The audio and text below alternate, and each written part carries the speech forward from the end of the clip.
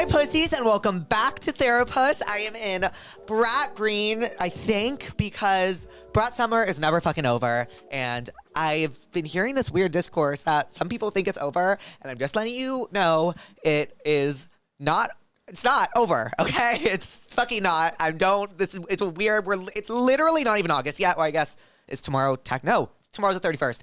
It's literally not even August yet. Like, I'm so sorry, but it's something I'm passionate about. But yes, today we have Laufey on, who I just fucking adore. I've adored her forever. It's really rare sometimes that you find an artist that really stops you in your tracks with like their talent and their voice. And she is just like, oh my God, like once in a generation, like so beyond fucking talented. Like, I cannot emphasize this enough. And I saw her live the other day when she performed with Ben Platt. They went up and did something together, and I just remember, this was after she came on the podcast too, I just remember the second she opened her mouth, it was like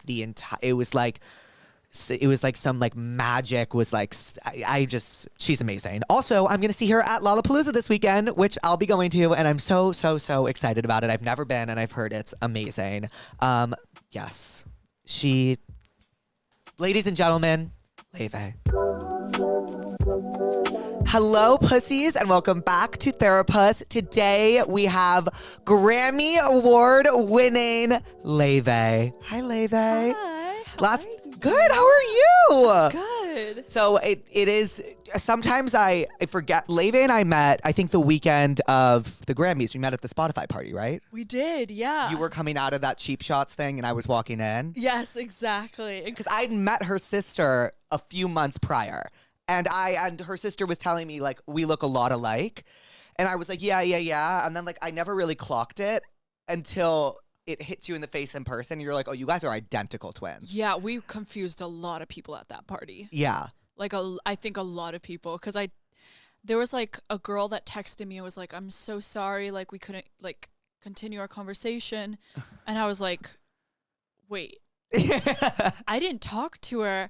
And then I think my sister didn't know her, but was scared that it was maybe somebody that she'd met before and forgot. Uh-huh. So she just like kind of played it off as if she knew the person. Right. And then this person thought that she was me because she was playing it off that they'd met Oh, before. okay. Yeah. Okay, because you were telling me sometimes when someone will be like, Yunya, you'll like turn your head. Yeah. Like, Yeah. I always want to know What's going on. Yeah, exactly. And she's on tour with you now, right? So She you're touring is. with her. I see her. Yes. She comes out. What song does she come out for? From the Start. Yeah, she comes out from the start, Yeah. and she does her. Is it a violin? I don't know the Yes. instrument names. I'm very bad. I was very bad in middle school at the instruments. I played God knows what. But she does the violin. Yes. And the crowd goes wild. They do. I always wait until like the very last moment, and when they think she's not coming out, I'm like, Yeah, I love it. You go, Yunya, and then you always go like this. it's so fun. It's yeah, so fun. I have like a little choreo thing where It's I like so bring her cute. in. And then sometimes there were a couple of shows where she wasn't there, and she was back in London, and I still did that choreography, Uh-huh. but like she wasn't there, and I felt so fake. Were people like screaming for her? I think everyone expected she was coming. Yeah. I felt bad. I was like, oh no, like ladies and gentlemen, like get ready for nothing. So, yeah. That's great. Well, speaking of tour, do you have a favorite place that you toured so far? Somewhere you hadn't been yet? I don't know. There's so many cities that I love. I feel like I'm starting to like repeat a lot of cities, which Yeah. is really fun because now I get to like go in and like not like kind of like maybe like go to like a neighborhood that isn't like the most like known or whatever. Oh my God, I went to Korea. I'm so jealous. I went to Seoul like a month ago, and it was I've heard it's like life-changing. it was so cute, and the food was so yummy, and the shopping was really great. Like, What's the shopping like there? well, it's really good for me because I'm not that tall, Right. and I'm half Asian, so it's like it kind of like worked for my body type. Yeah. And I was like, oh, I don't need to hem any of the trousers from here. I always need to hem trousers, and I'm short to too, so maybe I should go Seoul. shopping there if I'm ever there. Yeah. They're so on the pulse with everything, and I like played a show there, and I love it, having local glam teams Oh, because everybody does makeup and hair differently. right. So like I kind of get like morphed into whatever's like popular over in there each region. Yeah, it's oh, really that's interesting. amazing. So like I find when I'm in Eastern Asia, like the makeup they do on me like really brings out my Chinese features. But so yeah, they did like the kind of like the K-pop idol makeup that's on me. so cool. And it was so cool, and I looked so different. It's crazy how much makeup can do, and it was still like natural makeup. I need to see photos of this. Oh, I'll show you. It's like, it's funny because like I feel like in Asia or in Eastern Asia they really accentuate the roundness of eyes. Like they want to bring eyes in, whereas like right now, like I find when I do like shoots and makeup here, it's like bringing the eyes out, you know? Oh, okay. It's very interesting. It's a great attention to detail. Yes. I was watching a video the other day, not to talk about myself, but I was in it and I was like, oh yeah, that's just fair warning. And it is, I feel so bad about it. So I'm apologizing for it in advance. I am the worst person when it comes to cutting people off. I'm really working on it. Oh, no. Don't worry. You have a lot to say. Thank you. That's nice. Louise yells at me every time. What was I gonna say? I was watching this video of myself and my hair was like here and I had no makeup on and I was like, wow, makeup's important. Like, I was like, you're watching videos of yourself. That's brave. yeah, I was like, oh my God. Editing this podcast with Nolan is so hard because I hate hearing myself talk. So that like, would be difficult as a podcast. It's difficult. Yeah. Do you listen? Speaking of hearing yourself, do you listen to your own music? So I do when I'm like in the process of creating it and like to listen to like different mixes and stuff like that. And then I kind of don't, but then every now and then I'll have a drive where I'm like, I just like listen to my albums like from start to finish. Right. Either it like usually to make myself feel more confident because I'm like, if I've made an album before, I can make another one again. Yeah. But it's kind of fun to listen to it after not having listened for many months and like. That's so cool. Yeah. Oh, that's awesome. Wait, so I've been meaning to ask, how did you would describe your type of music as jazz, right? Not completely jazz. I don't know. It's hard to describe it. It's like some of the songs resemble jazz standards, and that's kind of like my background where I came from. Like I studied jazz and wanted to be a jazz singer growing up, but the music is kind of a mix of jazz and a lot more classical recently as well, and pop and kind of like songwriter. So I don't even know. It's definitely not like straight up jazz, although I really want to do like a jazz album in the future. But and how well, that's amazing. That it feels like your own lane that you've just kind of like sculpted for yourself. Yeah, it's I so don't know cool. what I'm doing, but no one knows what they're doing. Fun. No, this is true. No one knows what they're This is doing. true. I never know what I'm doing. Not that I'm a pop star, but I never know what I'm doing. That's how you accidentally find something, because yeah, like you know you're doing something unique when you don't know what you're doing because it's never been done before. Whoa, that was amazing. Was it really? Yeah, that was. I feel like I just said so many words. And no, like that was said nothing. That just like opened up my third eye. Like, you know what I mean? Like, you know you're doing something amazing when you don't know what you're doing because it's never been done. Yeah, because it's like if you're carving a path, right? It's like if things have been done before, like being a doctor is so noble. Yeah. I'm not like shitting on it in any way. Like I could never. Like a lot of people in my family are doctors. It's the most amazing thing. But like that road's been carved before, so you're like walking it, you know. Right. Or like same with like a banker and stuff like that. If you're like walking through the bushes and you're like, you know, like creating your own path, you have no clue what's ahead, but that's how you know you're making something unique. That's amazing. And I think that'll really resonate with a lot of people. Yeah, well, you know, we live in this new world of like there are so many new jobs and stuff. Like that was my biggest surprise, like getting into this industry. I don't know if you feel this as well. It's like it's so DIY. It is. It's so DIY. There's just jobs that like I had no idea existed. Yeah. Like, what? This person is hired to literally take photos of you all the time. Yeah. And then this person is like, well, we were talking and Yunya is your creative director, right? Right, exactly. That's amazing. Yeah, we didn't know that was the thing growing up. Yeah. But that's like sucks up all her time and like a full-time job, and like I couldn't live without a creative director. But that's like, for example, another thing that like I had no idea existed either. Yeah. I feel like maybe in like, I mean, they definitely existed in the past, but I think maybe with like social media rollouts and like TikTok and stuff, creative directing is like more important than ever. Absolutely. I mean, music is now not only a sonic sport, but it's a visual sport. Not that I've done any kind of sports in my life, but it's such a visual thing. Like, how do we consume music? I mean, my whole like journey in music has been completely shaped by social media. People have seen me from the very beginning. They saw me before they even heard me, you know? Wait, can I ask how you started? I started, well, I've been a musician my whole life. My mom's a violinist, so I kind of like went straight out of the womb into playing a tiny violin. But I started just posting.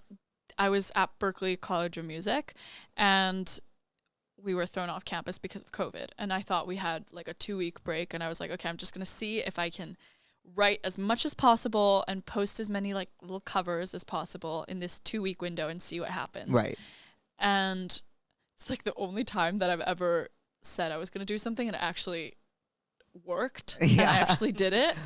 But yeah, it just like one of the first videos I posted kind of went viral, and I guess a lot of people were just bored at home on their phones, and I guess it was kind of weird. I was like playing cello and singing jazz standards at the same time.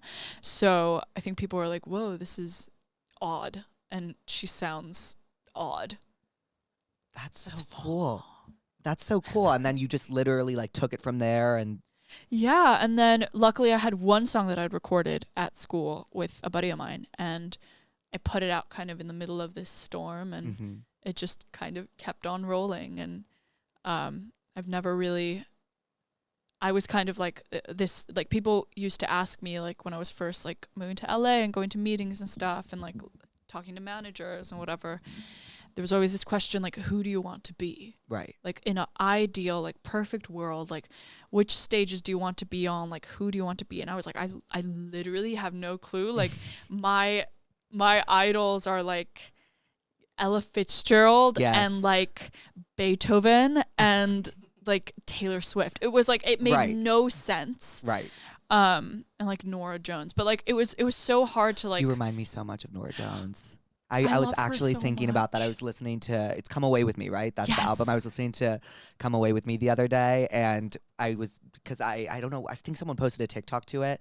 And I was, yeah, she's having a little bit of a moment on TikTok. Yeah, she is. And I thought, oh my God, this is really reminding me of Laufey. I love her so much. She's become like a friend and just like a really good person to look up to. It's like very rare to have that kind of direct line of communication with somebody that I looked up to growing up, but also like has gone through so much that I'm going through right now. And she always gives me like the best advice. Is there any advice that she gave you that like has really stuck with you? Yes. Oh my God. She texted me. I sang with her like a couple of weeks ago. I saw that. That was incredible. I every single time I look over at her, I'm like, whoa. Yeah. Like. And hear her voice too, because it just sounds exactly the same as records. Can I get my phone for this? Yes. Because she actually gave me a really good piece of advice. And by the way, in terms of sounding the same as records, so do you live. It's incredible. You are such a brilliant live performer. I always am so entranced. Whenever the videos hit my For You page, I'm entranced by them. Thank you so much. Of course. That is like so kind, and I truly like. I love recording. I love making albums. I love writing. But at the end of the day, like, I do enjoy performing the most. So of course. The fact that's like the best compliment. Yeah, it's true. It's true. It's like you really crush it. Like you're like made for the stage. And I love how what do you call your fan base again? Lovers. Like I love when they all wear the bows. They're so cute. They're really cute. They all seem like they'd be really nice to you. They're all really nice. Like I look out and I'm like, oh, it's just like a group of friends. Yeah. And it's all a group of people too that I like growing up. I kind of felt like a little bit like the odd one out, like whether it was my style or my taste in music, and all I craved for, especially growing up in Iceland where I felt so different, like because I'm half Chinese. I also grew up in the States, so I just felt really loud and odd, and like I don't even know, I guess I kind of felt like a little bit of an old soul as well compared to everyone else. But all I wanted was like a group of people that enjoyed the same things as me, like and saw like life through this, like, this sounds so cheesy, no, but like not. Kind of saw life through like a very romantic lens, you know, whether it's a good thing or a bad thing, like just like a kind of like a romantic lens. And I feel like the best thing that I've gotten to do throughout my career so far is just to create that community. And like, I have that. I look out and I'm like, oh my God, like I wish I had this group of people growing up, because I see I would have felt so supported, and to have that now is like, that is my greatest achievement, I think. And you know what? There's probably a little girl out there in the audience that is so happy that she has that community. You know? I really hope so. I know there is. I really hope so. I just look out and I see how beautiful everyone's like dressed really well. Yes, I was about to say her fans are dressed to the fucking nines, you guys. Okay, like you see they're outside Radio City. That she did a show at Radio City for those who don't know, and sold it out, of course. The Lovers were outside and they bows in their hair, these perfect dresses, like literally to the nines, perfect, and they all looked incredible, and like just like you have created the most incredible community with your art. Seriously. Well, I honestly feel lucky to be a part of it. Like, truly, like, they are so cute. They're always dressed so well, and they're really kind, like really, really good people. Right. I've never like come across like a mean one. Like, I truly feel like I don't really like encounter much hate online either. I don't really see that they're crossing in a bad way either. It's just it's the sweetest thing. Oh. Yeah. I love that. I feel like everybody just like woke up in a tree and like dropped down to earth and like came straight to my concert. They like walked out. They like ran down from the tree and like holding a ribbon. Yes. And like exactly. And like jumped through the fields and like went to Radio City. Exactly. That's what it feels like. Wait, I'm gonna find this advice because I it was must really hear good. this Nora Jones advice. It's so cool that you text Nora Jones. No, I know. Right? Like that's so cool. I love Nora Jones. This makes me want to listen to Come Away With Me again. I know. It's so cozy. Trust me, no one's freaking out more than me. Yeah. I'm like such a fangirl too. Every time I'm like, yeah. I'm like, hello. Yeah, Nora. Nora. So what does she say? So the last time I was talking to her about just balancing touring and personal life and also like just being an artist as well. And she said someone wise once told me that you'll actually never really find the perfect balance. Trust your gut and you'll know what's worth the effort and what's okay to let go. I have full body chills. I know. That's incredible advice. I genuinely like I go back and like look at it every now and then. Yeah, it really is just like what your gut tells you is always true. Yeah, exactly. Oh, that's such thoughtful advice too. I know, and it was like it just like came out of nowhere, and it just felt like I love her, and she's so kind, and I feel just so lucky to be living at the same time as her. Wow, well, that is like an incredible mentor to have for what you do. That's like the most insane mentor you could possibly have. Did you grow up listening? Like, what did you grow up listening to? Did you grow up listening to a lot of Nora Jones? So much Nora Jones. Okay, yeah. Like, she was, again, one of the very few artists or examples of artists that kind of that walked between those two worlds. Right. You know, that like grew up loving and knowing jazz and is an incredible jazz musician, but also like is a writer and has kind of like she's put her own spin on it and kept it and is very timeless, but like kept it so relevant for so long. Right. And yeah, really. Well, really congratulations. Thank you. And now I have to ask you, Laufey, what are you therapist about today? I know it's something. I know you have something in there. Okay. Yes, but it's kind of gross. No, say it. It's fine. No, it's kind of icky. No, I say the nastiest shit on this podcast. Okay. Don't worry. I have all these flea bites on my legs. No, from and it's where? So I don't know, and it's so itchy. And I've been at like shoots, and I keep on getting like a mix of flea bites and mosquito bites, and like I don't know, like they really want me. Nobody else does, but they do, and it's like well, we know. So continue. Anywho, so they want. Okay, yeah, there are a couple, but including fleas and mosquitoes. How can you prevent that? I don't know. Like I had to wear these boots. I mean, oh, that's why I was like, you stylish want to take off the boots? Shoes. And no, I'm not letting the dogs out right now. now. Like, you can take off the shoes if you want. No, like I mean, I can low key show you. It's like not. No, it's not. Oh, bad. it's not as bad as you made it it looks so bad. No. Okay, it's really not bad. Wait, let me show you a picture. Okay, let me see a photo. Because that mosquito bites and, oh my God, flea bites. I don't even know what those feel like. No, it's so itchy. It's so bad. I'm like, one of my number one things that I hate. no, it's. Do you have like cream you can put on it? Yeah, I have like cortisone cream. Okay, like, good. Oh my no, God. I know. No, Oh my God. bad. Oh my God. No, oh my I God. know. I I have, know. like, I know. full I know. body. I'm I know. getting I know. I itchy. know. I know. Me too. Me too.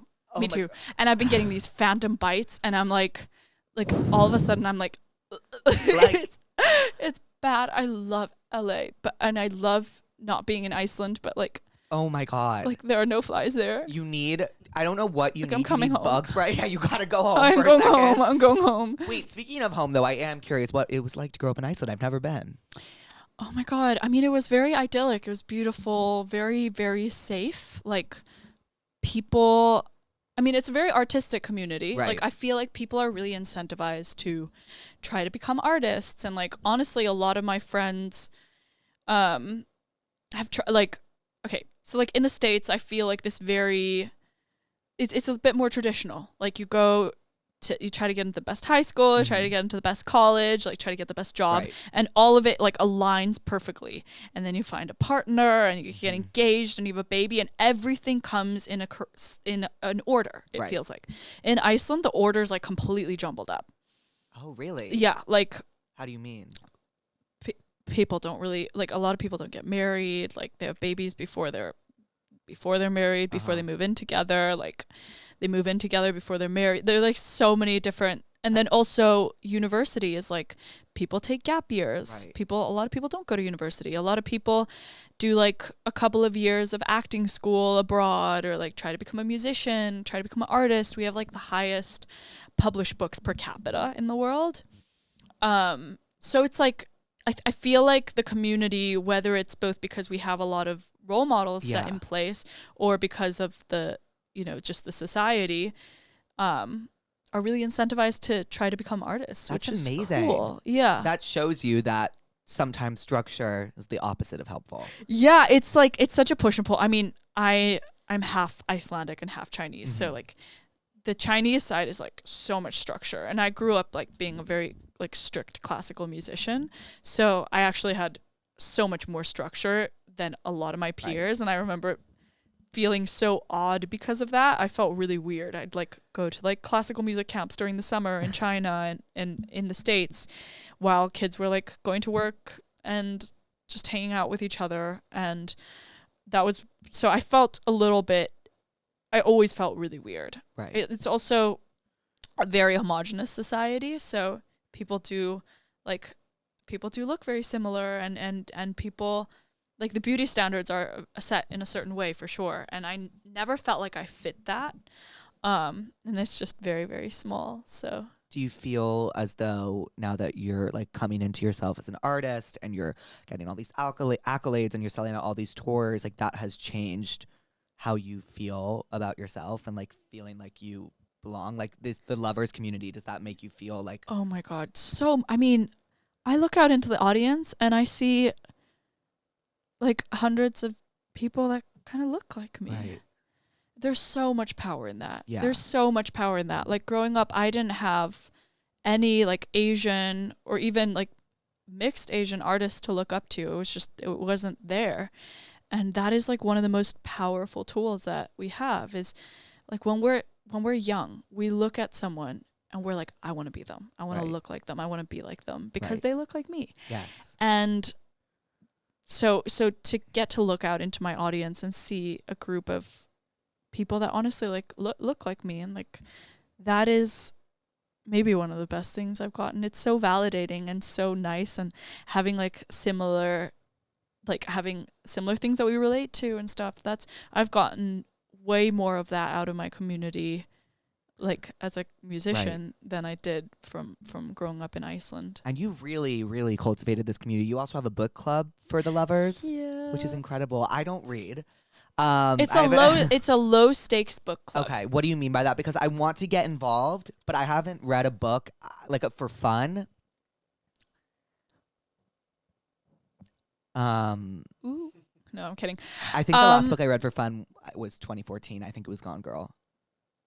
That's a crazy book to read. I was like, surely it was like normal people back when it came out, it was or something Gone like Girl, that. and I was like, this is lit. Yeah, I mean, it's a low stakes book club. It's just I wanted to find a way to kind of bring the community together in some way, and my music is all about storytelling. It's all about stories. So I was like, what better way to do that than through fiction?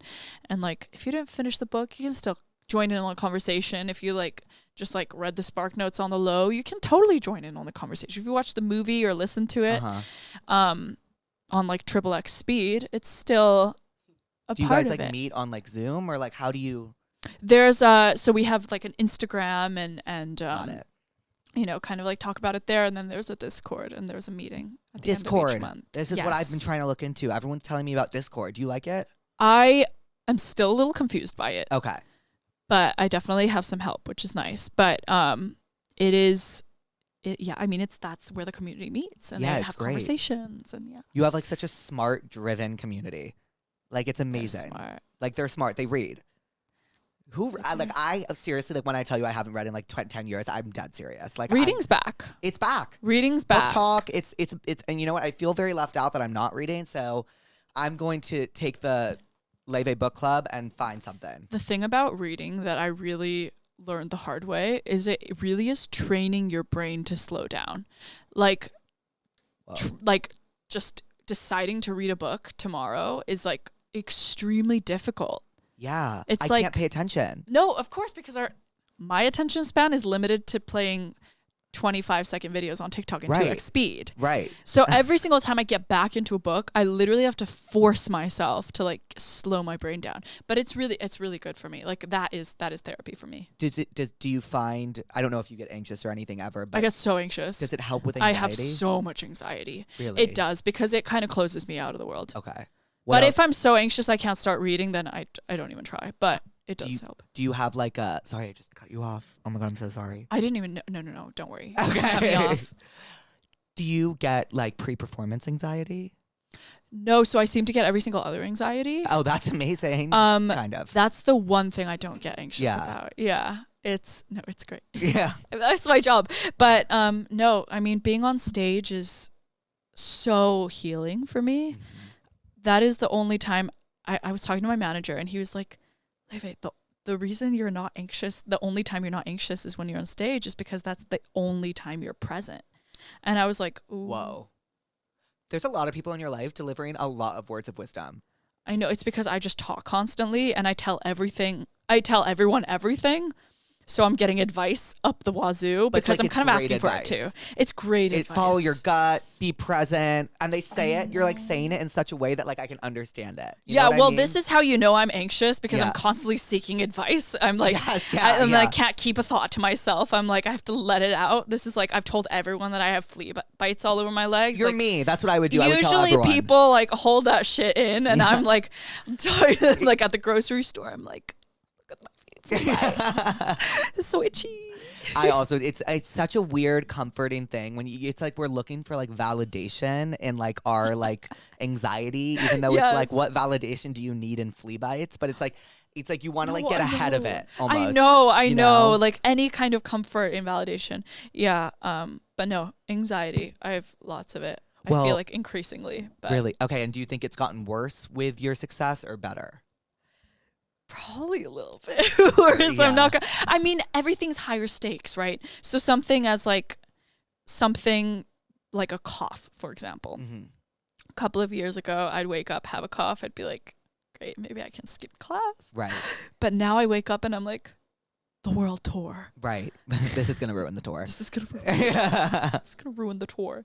Exactly. And so everything's a little more higher stakes. So all of a sudden a cough is something that's going to possibly have like real life repercussions, and I can't go on stage, which is my favorite thing to do, and then I'm gonna let people down, and that makes me so sad and anxious, and I know all of a sudden I'm 20 steps ahead, and it's like, whoa, it's just a cough, maybe I can totally get through the concert. I feel like I really relate to you right now. I feel like we both catastrophize things. Yes. That's like all I do. Well, that's what anxiety is. Yeah. I'm like constant. Did you see Inside Out 2 yet? I was just gonna say, How amazing. Inside Out 2, it gave me a lot of clarity. It gave me so much clarity. So much clarity.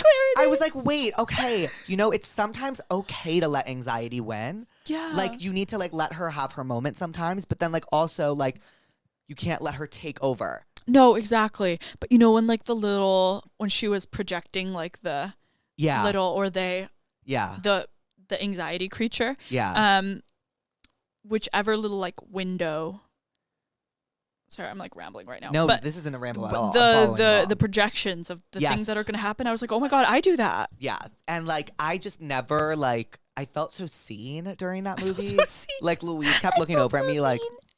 and I was like, whatever. Like, but it was just crazy. Like, and like anxiety like does care. Like it's just, oh my God, like that movie, like really, like I feel like should be mandatory viewing even more than the first one. They should play that at schools. They should. I think more than the first one because it really like helped me as a 24-year-old. How old are you? 25. Okay. It's almost same age. Yes. Like help understand what the fuck that just happened to me my I whole know. life. No, it just like, it kind of like detangled. Yeah. I think that's what it is. But maybe it's my anxiety always needing to compartmentalize everything that loved the movie because it compartmentalized emotions. But the movie is so good because like so good. even, like too much of one emotion's always bad, but it's kind of like when people are like too much like you can't, you know, carrots are so good for you, but you can't eat a million carrots, they'll become bad for you. It's like too much joy, like you need to like regulate your emotions. Like, I thought the best thing that it taught me and teaching children everywhere makes me, I'm like so happy that they have this movie. I wish I had it growing up.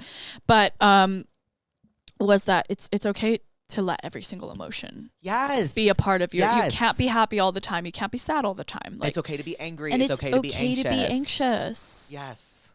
It's okay to It's okay. Anxious. Oh, that movie was so good. No, I know. I need to see it again. Should we go see it again? I would love to see it with you.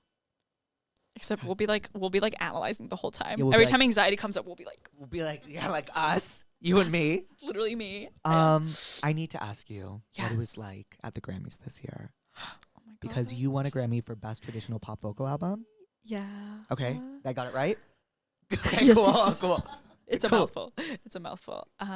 It was amazing. I was like, you know what? Like, the nomination is the win. Like, I was like, I'm totally fine for the rest of my life. I wasn't expecting it at all, especially this category is like, hasn't had a lot of like younger kind of, like it felt very much in a certain category. So I was like a little bit scared that maybe, I don't know. I honestly had just taken it as a win. I was performing at the so I performed literally right before my category was announced.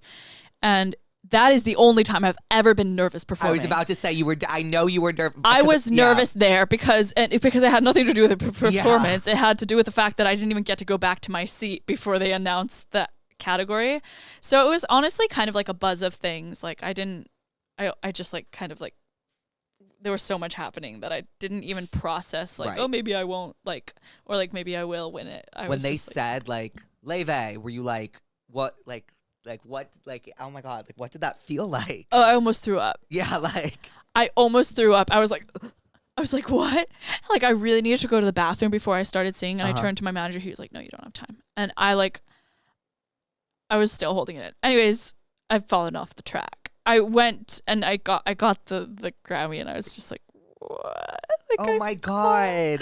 No, but the thing that's plagued me is I forgot to thank the lovers. Oh, why don't you thank them now? My dearest lovers, my sweethearts, my darlings. Thank you so much for supporting me. And none of this would be possible without you. Wow. You are so soft-spoken. It is like so common. That's very, you are too though. What is so funny? Have you ever been described as soft-spoken? No, but you know what? With Laufey, I am. I think you're being very soft-spoken right now. Thank you. Yeah. Thank you. I'm trying to match you. I think you're matching very well. Oh. Okay. Well, my last question before we get into the tell me what's wrong is where do you keep your Grammy in your house? Not because I want to steal it, just because like I am curious. Like, where do people put their Grammys? I haven't gotten it yet. What? No, I know. I'm Wait, like, what do you is this mean? a fad? No, I'm kidding. It just takes a while to get to Okay. you. So Because they have to like engrave it. they and- have to. Yes, I think I'm going to keep it in like my library area, like You have a around my library? books. Fuck. Like kind of. It's like a corner. Library. Okay. Yeah. Wow. I need to start reading. That's like what I'm learning so far is that I need to pick up a damn book because There are so many different things. Like you can read like a brain rot book. what in your okay, well I don't know if you want to out a certain book as a brain rot book, but like for you, what For type of me, genre? that's a YA. Okay. Something that's a little bit spicy. Yes. It's really fun Yeah. for like a brain rot book because that like reads like a movie, except like more detail. Right. Books do give so much more detail. So much, sometimes a little too much. Too much. But no, Yes. it's good. It's good. Do you have a book that like changed your life? Because I actually do have a book that changed my life. Do I have a book that specifically changed my life? What's your book? It's called When You Reach Me. It's about this woman. She's this girl growing up in New York in the 70s with a single mom. And they're really obsessed with, oh my God, it's literally the best book ever. It reminds Right, me I so need much to of my read it. mom, which is why I love it so much. I think I've read it like 4 or 5 times. She is going to school and her mom is auditioning to be on this like Wheel of Fortune type game show. And yeah, you'll see what happens. It's pretty crazy. And like as someone whose mom grew up in New York in like the 70s, like it reminds me a lot of her. So like that's why I love it. But I think you would really, really, really like it. It's very well I'll written. pop it on the list. Yeah, you have to. It's seriously, it's so incredible. It goes in a direction you are not expecting, and like, oh my God, it's literally the best book ever. Really? Yeah, Okay, I okay. love When You Reach Me. I'll go grab it at the bookstore after this. Yes, yes. I honestly might. If you get it, I will reread it with you. Oh my God. Our own little book. Our club. own little book club, or we could do it with the lovers. We could do it with the lovers. The lovers are always invited. Yes, Yeah. always. So do you have a book that changed your life, or?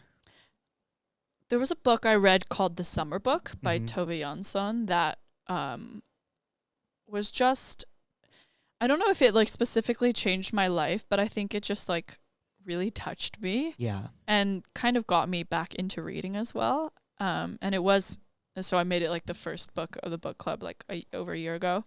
But it is just the sweetest little, do you know the Moomin characters? The little Moomins? Mm-mm. They're really cute.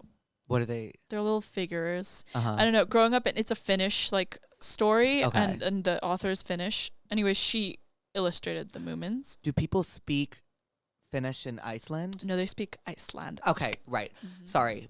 Yes. Oh, don't be sorry. Okay, because I was like, wait, like, what do they speak in Iceland? It's Icelandic. So do you speak Icelandic. fluent Icelandic? I do. Yeah. Oh my God, that's so cool. It's. I mean, it's a very. It's cool, I mean, I guess but that's it's like your so where you were useless. lived. Yeah, Yeah. because nobody speaks it. Yeah. Yeah. It's, I mean, it's useful to you when you go home. It's. Oh, you know what? It's actually really useful as a secret language. I'm sure. Yeah. Like, were you and Yunya? Like, Yes, yeah, exactly. Yeah. And so we always have like a little room. And you just like can like Yeah. talk a little shit. No, when in we want to mess Icelandic. with people, we switch to Icelandic, and they think we're like back talking when we're really just like talking about the weather or something. Oh, that's amazing. I Yeah. need to visit Iceland. When's the last time you were there? A week ago, Oh, whoa. So you go back a Yeah. lot. I do. Yeah, Have you played a hometown show yet? I have. Yeah, And what was that like? it was just honestly so emotional. Like Oh, yeah. I was a little bit nervous for those shows. I think because for my concerts here or anywhere else, they feel just fun, like parties and casual and very like fairy tale like, whereas like that going back to Iceland felt like, I think this time around, like I played there in March, it felt like coming home after it felt like coming home after like a sports win or something. Like it Yes, felt yes. formal in a way. And like it was formal because like it wasn't only just like kids, like it was a really, really diverse mix of age groups, and also like a lot of politicians were there, like Oh, the wow. president and the prime minister were there. Oh my and like God. so it was very formal in Right. that way, and it was in the same concert hall that I like, that my mother plays. She plays in the Iceland Symphony, so like the Iceland Symphony plays there, and I grew up going there, so it felt it was amazing. Like, it was transformative. Right. And I feel like I really like getting to go back to a place like that. And I played 3 shows in a row, and it felt, going back to that space, like the last time I was there as a kid, I felt so lost and confused, and I didn't know what to do, and I also didn't feel like I belonged. And getting to go back there, having kind of getting to do all these cool things with, like, knowing that I'm an Icelandic girl, and then coming back and kind of like putting my pole down and being like, yeah, this is like, this is where I'm from, and I've really proved myself, and I feel like I'd kind of hopefully done something in a way for the country and for my country. It felt, yeah, it was a mess of emotions. I like cried every single day. Oh, that's incredible. But like in a good way. I know in this post-COVID TikTok world, I feel like things happen very fast. So it's much fast. less of a slow burn. Like, things kind of just like picked up. But were there ever moments where you stopped and were like, oh my God? Yeah, I mean, definitely. I mean, the Grammys were definitely Yeah. one of those. I was just like, whoa, like what? I don't know. I feel like I still haven't really been able to process it, because I've just been touring since, and it's been such a whirlwind. But I feel like, yeah, I don't even know. I mean, I'm playing the Hollywood Bowl in a couple of weeks. I love the Hollywood Bowl. Really? You should come. Wait, what date are you performing? August 7th. I'm here. I'm here. Okay, pull up. I'm here. Pull I'm up. here. I'm pretty sure I'm here. Pull up. I'm going to come to the Hollywood Bowl. If you're here, you must come. Yes. It's with I'm playing an opening set with my band. Okay. So, and then the other half is with the Los Angeles Philharmonic. So it's going to be like a symphony concert under the stars. And, oh my God. And sign me up. I'm in my Laufey. Yes, jazz, bring like a little bit of wine. Like, pop yeah, era. it will be so cute. And so I feel like when I sold that concert out, I was like, you sold out the Hollywood Bowl. Oh my God, I didn't even realize that. That's crazy. I know, I can't believe it. That's So that was crazy. definitely one of the moments where I was like, oh my God, like Los Angeles is my new home. Right. You know, like I moved here 3 years ago, and to get to play, hopefully it goes well, to get to play and sell tickets in a venue like that in this new city for me, that is my new home, is so emotional as well. Oh my God, congratulations. Like, thank you for adopting me, LA. Oh my God. LA is so, I don't speak for LA, but I know LA is smiling and so happy to have you. It's really special. I feel like I feel more like myself than I've ever felt before. I'm more anxious than I've ever been. But you know what? At least you feel like yourself. Like, I feel like I also relate to that. Like, I have been, just like these past few weeks, this summer, I've just been very, very anxious. I don't know what's going on. But, we need to check, like, the charts. yeah, we do. Yeah. What's your star sign, speaking of? I'm a Taurus. I love Taurus. My mom's a Taurus. Louise is a Taurus. I have so many Taurus in my life. Really? Yeah. Yeah. I'm a Scorpio. I'm a Scorpio rising. You are? Yeah. What's your moon? Leo. That is a very interesting 3. Really? Because, like, Leos are very, like, out, like, center of attention. Scorpios Right. are very dark. And then Taurus are very, like, grounded. I think the Leo Scorpio is like the performer in me. Like, that's the part that like Right. goes out and is like, you know.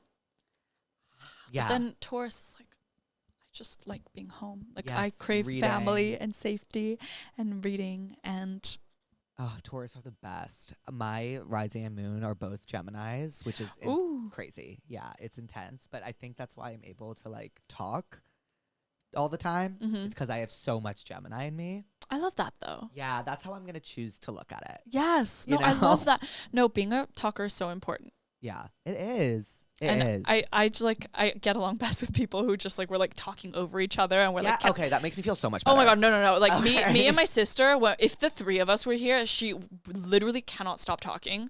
We sometimes, like, with our friends, like, we have to be like, can I have the talking stick? Yeah. That's We when you have know this like you're with your proverbial best friends, talking though. stick. Yeah. Honestly, the talking stick has saved a lot of conversations. It really, really does. And especially in my friend group, like, we're all always talking over each other. That's the best. Speaking of talking, my favorite TikTok of yours ever. I was crying laughing. Do you know which one I'm about to say? No, I have no clue. It was someone playing from the start, and like it was like a rap song over it. And you duetted it, and you were like, "You guys seriously stop leaking the deluxe. Like this isn't cool anymore." Like it was so funny. like it's literally my favorite TikTok ever. I was like, "Oh, this is funny." Oh my god, thank you. I thought that was. It's so funny. The ones that you make like in like 2 seconds are usually like the ones that end up being like. I know. Memorable. I know. No, I heard that, and it was. I had like a gut reaction of like laughing to that TikTok, and I was like, wait, I should stitch it and say something. Yeah, it was so good. Your delivery of it was it was perfect. It was a really funny TikTok. I think people also think that I don't like swear or like whatever. Right. And I'm such a potty mouth, so I was like, I'll throw it in there. Yeah, like whatever. Say. Like it's not fucking cool, guys. Yeah, don't fucking do this to me. Okay, well, are you ready to get into the tell me what's wrongs? Yes. Do you know about the tell me what's wrongs? Yes. So people have sent in their qualms of the week. The qualms of the week, and we prescribe them remedies. Oh. Wow. This looks perfect. Yeah, this for me. Yeah, you will love this. There's this boy I've been talking to for a couple of weeks, and it's been going really well. But after we hung out last Saturday, he stopped talking to me. I think it's because he's talked about missing out on his 20s having a girlfriend, but IDK what to do. Huh. Drop it. It's not worth it. Not worth it? No. Like, don't waste your time trying to do that. Like, if he's obviously made his decision, and you deserve to be you want someone to want you. Right, and I feel like it took me so long to learn that you can't force someone to want you. No. Like, you know what I mean? You can't. They are going to be in whatever, mindset that they are in. 100%. You can't change that. As much as you want to. Unfortunately. And like, girl, you deserve better. Yeah, Find someone who wants you and is going to treat you well and isn't like contemplating whether or not they are ready for a relationship or not. Like, if you're ready, don't waste your time. I'm going to prescribe 22 by Taylor Swift, because if you're in your 20s, like, just listen to it. You'll feel better about being single. Are we prescribing songs? You can prescribe songs, books, movies. Songs, yes. And books and movies. Mm-hmm. Ooh. Do you have any idea? I like to listen to Independent Woman by Destiny's Child. I fucking love that song. That song, I will drive in my car and be like near collision. Not fast. No. No. Slow. But the energy will be fast. Yes. Because that song is like the most like empowering song ever.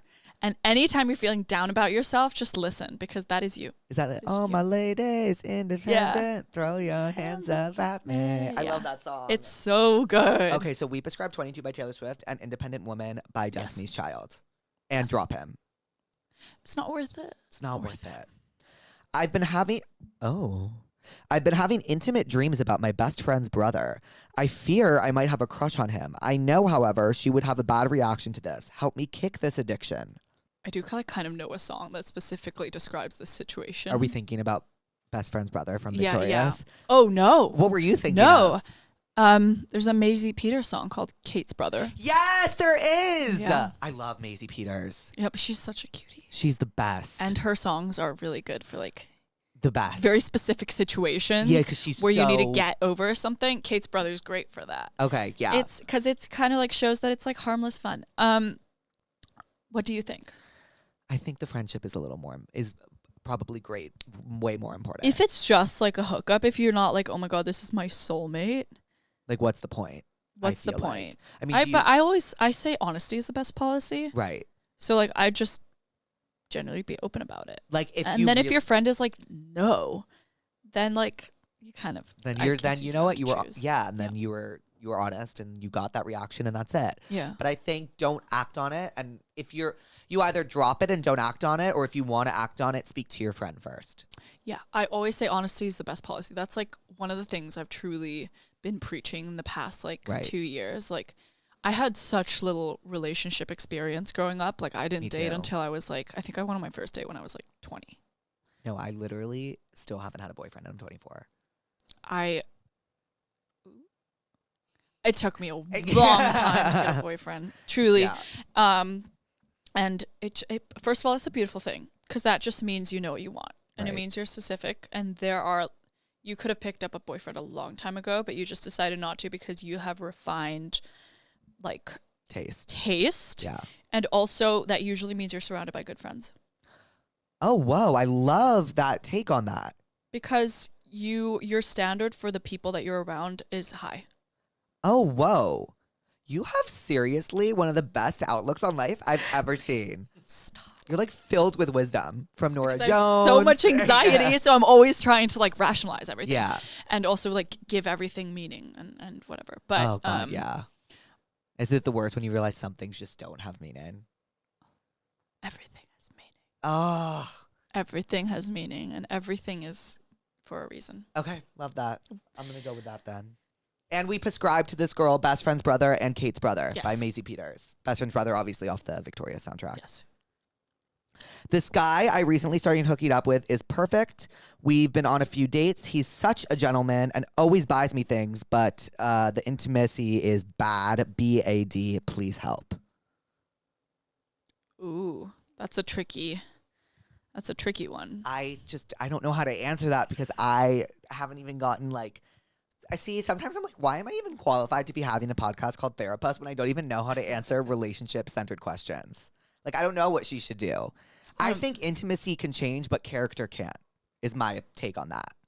And if he has great character, then that intimacy can't change. can Change. Oh, totally. Like the more comfortable they get with each Totally. other, the better their romantic life will be. But if his character is so good and he's treating you so well, that's you can't change someone's character. You can't. I completely agree. I think intimacy is something that you can really like foster and learn with each other. Right. And sometimes like it's the same as like when you meet a person and they're cold at first. And you're like, you go back and you're like, what a bitch. Yeah. And then you meet them again and you become really good friends. And it's because maybe at first they're like having a bad day or they have a bit of social anxiety. Like not everyone is the same person when you meet them first and when you get to know them better. Right. And I think intimacy is the same. 100%. And those people that you meet and you're like, oh, they were such a bitch, like those end up being your best friends. Yes. Oh my God. Always. Always. Yeah. Like every single time, like clockwork. It's crazy, It actually. is crazy. Yeah. Oh, I don't know what to prescribe to that. I'm trying to think of like something where, I don't know. Watch a good rom-com. A good rom-com. Where a guy is treating a girl really, really right. And remind yourself of what you deserve. Have you seen Clueless? Yes. Why is it giving me kind of Clueless vibes with like it's Paul Rudd, right? Yeah. And Alicia Silverstone like wants some other guy, but really Paul Rudd's the guy for her the whole time. Mm-hmm. Like I prescribe like a Clueless movie, John Tucker Must Die movie. Yeah, like, yeah. You know, like something like where they're looking in the wrong places and Right. Oh, that's smart. yeah. That's very smart. Sometimes it's just right in front of you. But I am firm believer in the fact that you can't change character. You cannot change character. Intimacy is something that you can foster and grow. And when you learn each other more, sometimes people are shy. Yeah, and he could be anxious. He could be anxious. Yeah. Maybe he just really likes you. He just really likes you. This is fun. You like this? Yeah, I love it. It's fun, right? It's so fun. It makes you feel like a little seen. Yeah, You know? It You're does. like, oh, okay. Other people have this. It's like when you're like in school and you're like, did you do the homework? And someone's like, no. And you're like, okay, me either. That's like kind of what this feels like. Oh my God. It's the exact same thing. I mean, that's the whole reason I write songs. Yeah. I'll write about these like hyper specific like stories and emotions that I go through. And then people are like, I felt exactly like that. And I'm like, oh, thank God I'm not the only one. What is like crazy. a song that you wrote that you were like, I really hope people see this and resonate with it, and they did, and like it made you feel so seen? Like what song was that for you? Oh my God. I mean, I feel like every song. I mean, I have a song called Promise that I feel like just like was me spitting out all these like anxious thoughts and like push and pull and like feeling a little crazy. And the fact that people resonate with that is like, okay, maybe I'm not crazy. Maybe relationships and crushes and whatever are this extremely complicated thing. Yeah. Oh my God, I love that. Maybe that. That was always like my dream to be like a singer, so I could like write a song and like sing it and have, like, should what's the write. feeling like when someone sings their song back to you? Like, is that not the my best God. feeling in the entire world? It is. That's being seen. Yeah. It's so amazing. That's somebody taking time out of their day, taking precious minutes of their life to learn and familiarize themselves with something that you created. Right. You can't put a price on that. That's Priceless. amazing. Yeah. Oh my God. If I could oh my God, that is just seriously, it sounds like crack. Like hearing like everyone like. That's why musicians are crazy. Yeah. You are not crazy though. You are like so grounded and so wise. And like you have a really good head on your shoulders. I'm like, I want to say like I can be a little crazy, but everything I say right now is gonna come out in this extremely like Debbie Ryan-esque. Oh my God. I'm like so scared of being like, I can be a little crazy. Oh yeah, what did she say again? And she was like, I'm just always on the move. Yeah. Like, there's so many things. I'm like, or like I do cuss a little. Like I'm anything I say is gonna be along those lines right now. I totally get that. I said something like that. I said something like that on like in an interview the other day, and after I like said it, I like knew it was so Debbie Ryan-esque, and I was like, oh my fucking God. No, I mean living publicly like this and filming yourself a lot just means that everything's like fair game for memery. It is. You just gotta be ready. And these kids crazy. Are smart and they're funny. It's fucking funny. It's crazy how they're funny and they're clever, and it's crazy how the media landscape has changed so much. Because like while tabloids have gotten nicer, like in the 2000s you didn't have the comment section. So now you have and that's kind of like and Reddit is like the new tabloid. Like I know. It's so scary. It's so scary. It's just it's like everyone thinks like we've progressed so much as a society, but like not really. Like we've just found different mediums to be hateful in. No, and people hide behind screens. Yeah. Which is not nice. It's not nice. I'm not hiding. I don't hide. We're here. I've never done anything subtle in my entire life. Ever in my entire life. Mm-hmm. I couldn't if I tried. I couldn't. I mean, my mouth is yeah, it's open constant. all the time. All constant. the time. It's all I do is talk. Yeah, I couldn't hold my problems in to the extent that I had to like write songs about them. Yeah. And now it's my career. And now it's your fucking career and you won a Grammy for it. And you're on a sold out tour. So sometimes talking a lot is a good thing. It's always a good thing. Jake, I'm developing feelings for my guy best friend of 4 years. Ooh. That is rough. Well, that's it? Yeah. And that's the problem. Fair enough. Yeah. That is, I love friends to lovers. I know, me too, but I've never had that. So like I'm like always a little jealous. I don't know, like, oh my God, well, I know the best movie to prescribe. Have you seen 13 Going on 30? Yeah. That's what I'm going to prescribe. Because isn't she best friends with, what's his name? And then yes. Mark Ruffalo? Yes. And I love Mark Ruffalo. That movie is so good. I love 13 Going on 30. That and like Devil Wears Prada and like all those like like those are like my favorite movies. Prime. I prescribe my song From the Start. Yes, and we prescribe From the Start by Laufey. Yes. Because that is exactly what that song is about. It's about that sinking feeling when you're like in love with like a friend. Right. And they're like in love with someone else maybe. Is that why in the music video you're playing Cupid? And yeah. You're like, that's the From the Start music video, that's right? That's the From the Start music video, and you're like shooting That's arrows. become quite the internet meme. Wait, why? Wait, it has? People are like stitching me going like that in with like any kind of video of someone falling down and being like me taking them down. But that's amazing. It's hilarious. That's so amazing. Funny. I know. But yeah. Anyways, back to tangents. Just like cannot tell. But that's okay. Straightly. This is a safe space for tangents. Like that's what we're supposed to do. Beautiful. But yes, From the Start. It is literally about that. It is about falling in love with a friend and maybe having to listen to them describe how they like saw a cute girl over the weekend, and you just have to sit there and be like. So if you want a movie, 13 Going on 30, and if you want to listen to a song, From the Start by Laufey. I'd say bask in it. It's a beautiful thing. It is a beautiful thing. Sometimes. It's all good stories. It's all good stories. Yeah. That is true. Everything does make a good story. Yeah. Oh. I literally don't get men. This one guy didn't check Hinge for weeks and then reached back out and gave me his snap. Now he's kind of blowing me off while his score is going up. What should I do? I want to just give up. Joe. Give up. Give up. Give up. I don't these dating apps. Were you ever on the dating apps or? Like, kind of, not really. They're really draining. Yeah, it's definitely it takes a layer of magic away, but also I recognize that like for a lot of situations that is like that is how people meet nowadays. Right. So like that is of course what you gravitate to first. I think I'm just so like if someone's not giving me the time of day or Right. attention, someone else will, so I'm moving on. Right.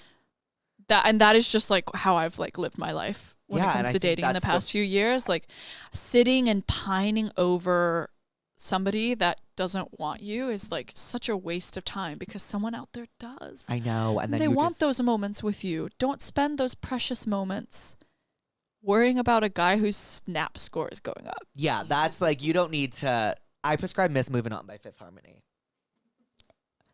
Banger. Yeah, banger, right? Heater. Yeah. Heater, yeah. I love Fifth Harmony. Every song. Just banger after banger. I know. It was Another really one. good. Thank you. You know that like sound? Yeah. So do you have it? Wait, sorry, I didn't mean to. Do you have anything to prescribe? Crowd, you can speak up too if you have one in mind. What is that? I just opened up my phone and saw my feet. Oh, I was thinking of Sue Me. By Sabrina Carpenter? Yeah. Okay, so Louise prescribes Sue Me by Sabrina Carpenter. It's, yeah, Yeah. that's great. So I'm dating my first love's best friend, and I still feel like there is something there between me and my first love when we all hang out. Woo. Well, that's just putting yourself into a bit of a mess. Woo. Okay, first of all, you're living in a movie. You are living in a movie. Romanticize it, because that's Kind of incredible. sick. That's amazing. Like, write a book, Mm-hmm.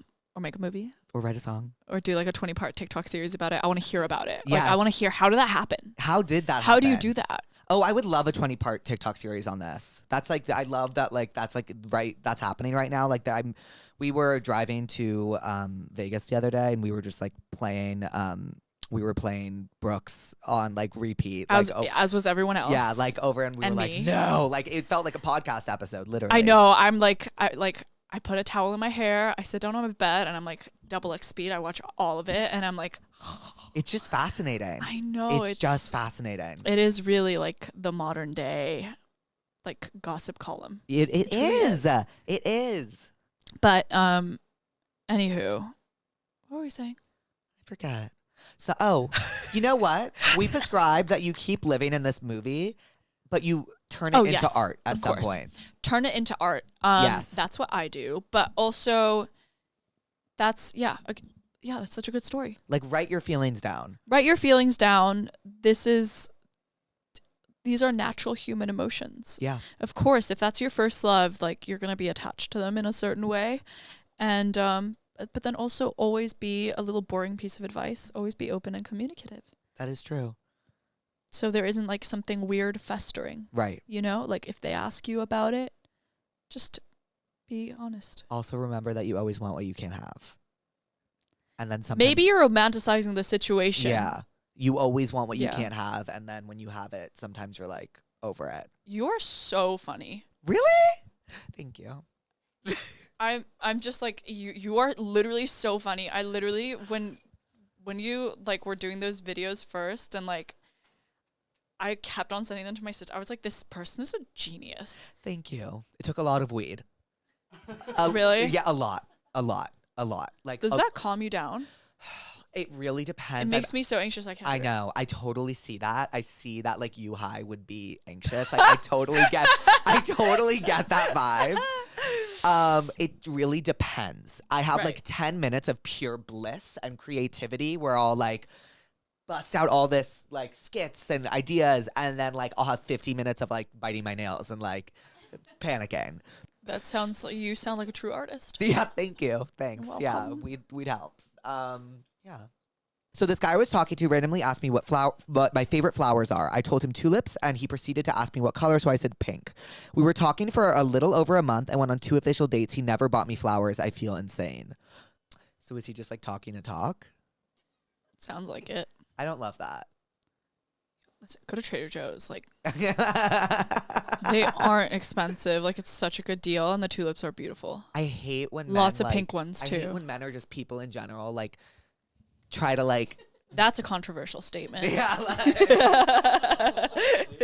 No, like I hate when they're like trying to like win brownie points by like asking you stuff and then like never following through. Never like, wait, follow I'm not through. gonna personally. I'm not forgetting. So like, what do you think's going on here? Right, exactly. Like obviously they didn't forget that this guy was like, what are your favorite flowers? Yeah, I'd say Yeah. somebody there will remember flowers. Somebody will remember to buy you when flowers. somebody remembers to buy you flowers and somebody is nice and gives you the time of day, it is the sweetest thing in the world, and it exists, and everybody should know that. I need that. I'm in my like brat summer era right now, but like I need to like, I haven't hooked up with one person. One person. It is about to be fucking August, and I'm on prep. And We're in LA. Summer just started. You need to come over every day because you're really validating everything in my head. Summer literally just don't. Yeah, summer's not over. Are you kidding me? Summer's not fucking over. Do you like Patrick? I love Patrick. Patrick loves you. This is Patrick and Penelope. Penelope. Sorry, she's screaming at me. It's Cassandra. I love Cassandra. Yeah, Cassandra's the best. She's a diva. She's gonna come on tour with me. Oh my god! Congratulations on your tour. Oh, thank you. Oh my God. Thank you. I just announced. I'm super nervous, but Oh my god, that'll be so fun. Are you gonna be in like a van or a bus? a bus. Or like, Do you do a bus as well? I do a bus. What's it like? Like, what do you like? Do you want tips? Yes, I do want tips. Okay. So your number one priority, it's gotta smell good.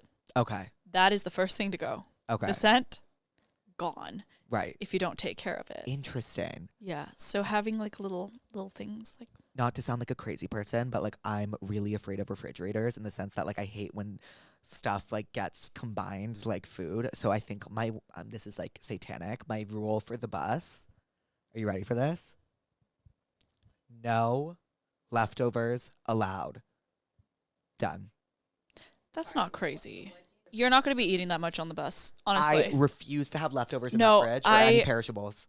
Yeah. No, I'm sorry. No, I actually I agree with this. I want to feel comfortable opening the fridge, and I won't if there is any perishable. Yeah, food in and like there. I said, scent is the first thing to go. So like that will add into that. So I always say snacks in the bus. We can have Meals off the bus. meals off the bus. Yeah.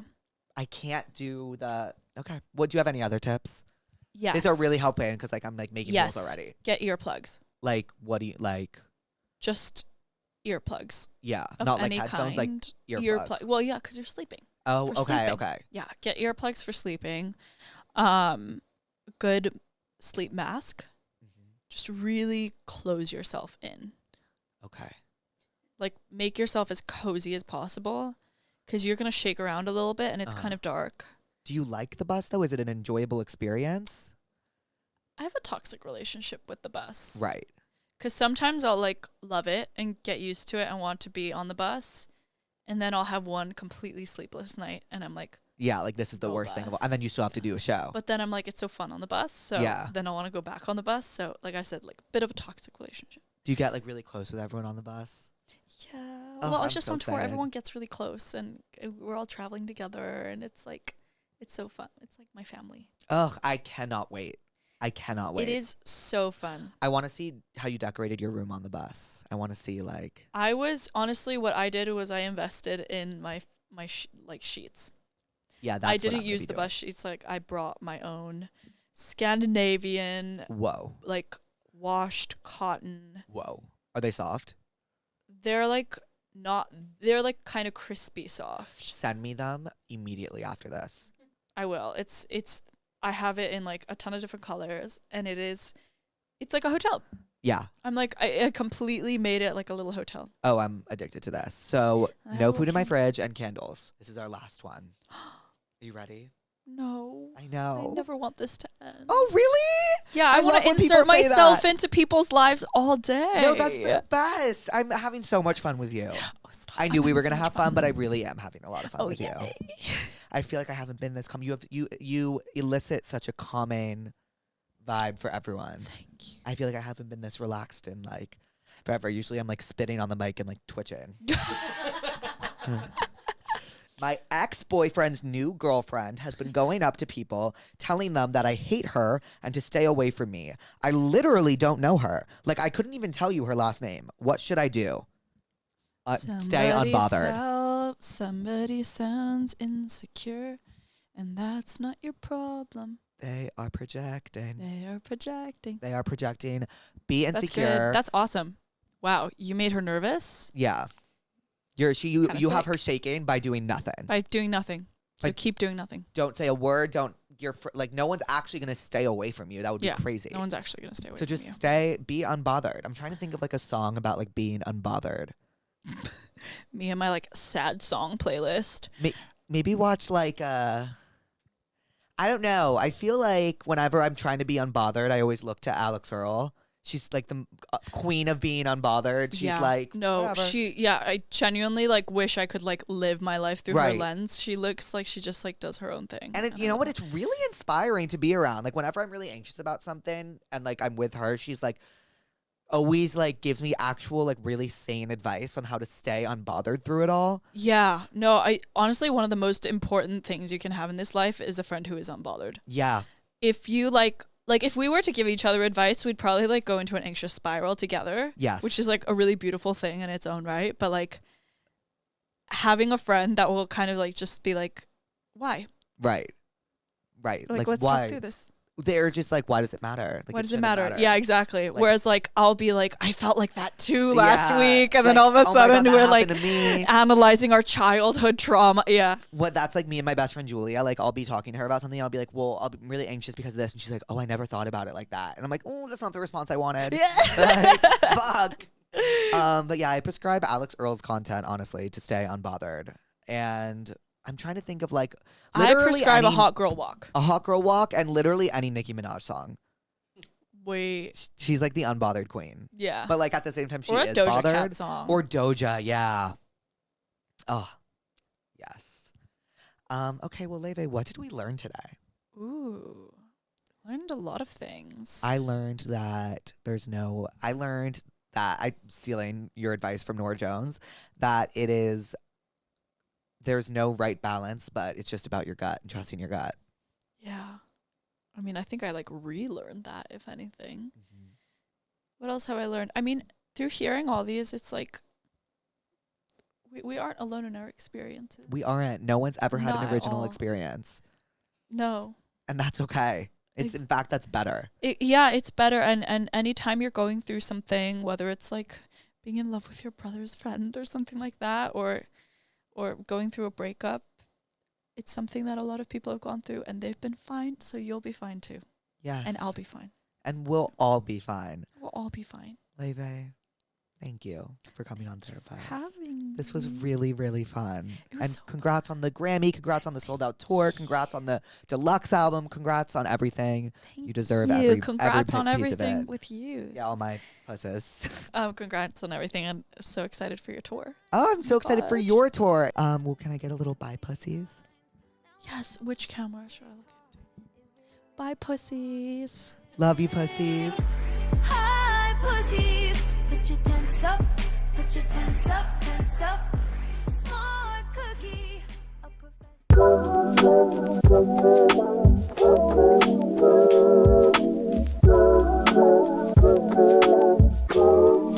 Hi, pussies. Welcome back to Therapuss. It is the Monday after Coachella, and I don't feel my very best. And honestly, I barely attended the festival. If we're just being quite honest with you, I went for a little bit on Saturday. I went for a little bit on Friday, and then I really gave it my all on Saturday, to the point where I couldn't make it Sunday. So I had to go home. I took like a nap that was like so biblical today. Also, I'm in the middle of, or I'm about to finish The Leftovers. I'm at the end of season 3. And when I find a show that I'm like so clinical for, first of all, I'm so scared for it to end. I just don't know who I'm going to be without it. I don't really have a show lined up to like binge after it. So I'm a little anxious. I'm going to go back to Veep, which I'm very excited about because I love it. But like there is something to be said for like one of those like thriller, like supernatural, extraterrestrial, like bigger than us shows. And that's what The Leftover feels like with me. And I'm on season 3, episode 7, and season 3, episode 6. I'm going to say that I think that so far was the best episode of the show I've seen. That ending, if I could cry, I would have sobbed. It It was super, super, super moving. Anywho, that all goes to say, that's what I did today. I watched The Leftovers and I took a nap. Okay, so here's where I'm between a rock and a hard place. I want to tell you guys about my love life, and I want to be like, I have a date coming up or whatever. But then every time I do that, the person I go on the date with inevitably sends me this. And they're like, what? Like, what are you talking? Like, you know what I mean? Like, it becomes super fucking awkward. And I can't decide if that's just something they're going to have to deal with and like the right person will deal with that and think it's sweet, or I wait until after. So I have a date this week. It's essentially what I'm trying to say. I have a date on that. Like, I really want to tell you guys, but I don't want them to find out. So on tonight's episode, we have Sophie Thatcher, who is the star of Yellow Jackets, which has been one of my favorite shows since it came out when I was a senior in college. For those that don't know, I'm sure many of you know, but for those that don't know, it's about a soccer team that is flying to a tournament, and that plane crashes in the middle of the wilderness, and they get stranded and they eat each other. But it's also about much more than that. It's very camp. It's amazing. It's like seriously one of my favorite shows. It's so, oh my God, I'm just obsessed with it. And this season was honestly so amazing. Sophie Thatcher played such a big part in why I love this season so much. So being able to like sit down and talk to her was so incredible. I also think she's just like so amazing in general. She released her debut EP last year called Pivot and Scrape. She is in the new movie Companion. Like, she is doing so much. She's so talented. And I'm so happy I got to get to know her more. And I'm so excited for you guys to get to know her more if you don't already. So yeah, I go back on the road May 16th. I begin in San Francisco. To find out if I'm coming to a city near you, go to passthatpuss.com and click Live with Jake Shane. To submit a Tell Me What's Wrong, go to passthatpuss.com, click Tell Me What's Wrong, and leave a name and number if you're feeling fancy. Enjoy tonight's episode. Love you, pussies. Hi, pussies. Welcome back to Therapuss. Today we have on one of my favorite actresses and also musician. She just released her debut EP, Pivot and Scrape. She is the star in this season of Yellow Jackets and all seasons of Yellow Jackets. I just obviously can't speak. And she is in the new film Companion with Jack Quaid and Lucas Gage. Sophie Thatcher. Hey. Hey. Hello. Oh my God, sorry. Like, I was like actually like panicking that I was going to get one of those wrong, and I was going to have to redo that, and it was going to be super awkward. You slayed. Thank you. How are you?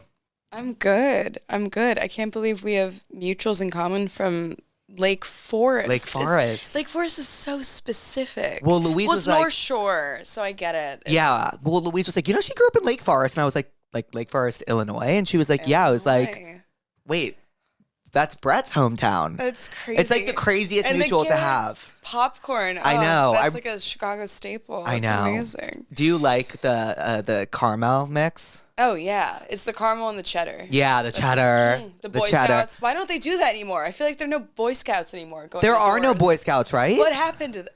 Because never. Great way to start this. I'm like, what happened? Wait, do they still do Boy Scouts? There's still Girl Scouts. I bought fucking cookies from some girl the other day at the Brentwood Country Mart. There were some at Bristol Farms, and I really enjoyed that. Oh, they sell the Girl Scout cookies at Bristol Farms now? Yeah. Is that what's your go-to grocery store? I guess Bristol now. It was Erewhon because I was living in Silver Lake right next to the Erewhon. Oh, next that's to the best Bar Erewhon. 4100. It is, but it's I think the most sceney. It is. It's the most like, oh, you're like, every time you go there, you can't go with your pimple patches. Yes. You gotta put on, you gotta like, you don't have to, but for me being a little self-conscious, I have to, dress up a little bit. I used to go there in college all the time, and I would see everybody I went to school with, like every day. I need to talk to you about Yellow Jackets. Yeah. You're like, no more grocery stores. Let's get straight to the point. I can't play coy anymore. Like, I have to talk to you about it. I saved it all for like this past week so I could binge it all in one go. Oh, that's intense. Well, it's a lot to it was a lot. Binge. It was a lot. Because there's a lot going on. It's just I can't even remember a little everything. more villainous this season. Mm-hmm. Well, it's interesting because I feel like your character was kind of painted as like the villain in season 1. Or at least like you were painted as the one that was like going away from the group and not down for like everything that they... And or just the outsider. Yeah, the outsider. And she's still the outsider. but it's different because you're like the outsider in the sense that you want to get the fuck out of there, as opposed to like, you know, like. Well, I feel like she still has some humanity. Right. I feel like the rest of the group doesn't, specifically Shauna. Wait, so I have everyone has a very like visceral reaction to Shauna this season because Sophie Nolise is amazing. No, she's incredible. So good. Because I don't remember the last time I've been like, if I see an actress or an actor in person, like I don't know how I'm gonna separate their character. Like she was It's that hard good. now. Exactly. Yeah, Like she was that good. Oh, But this season was a big turning point. oh my God.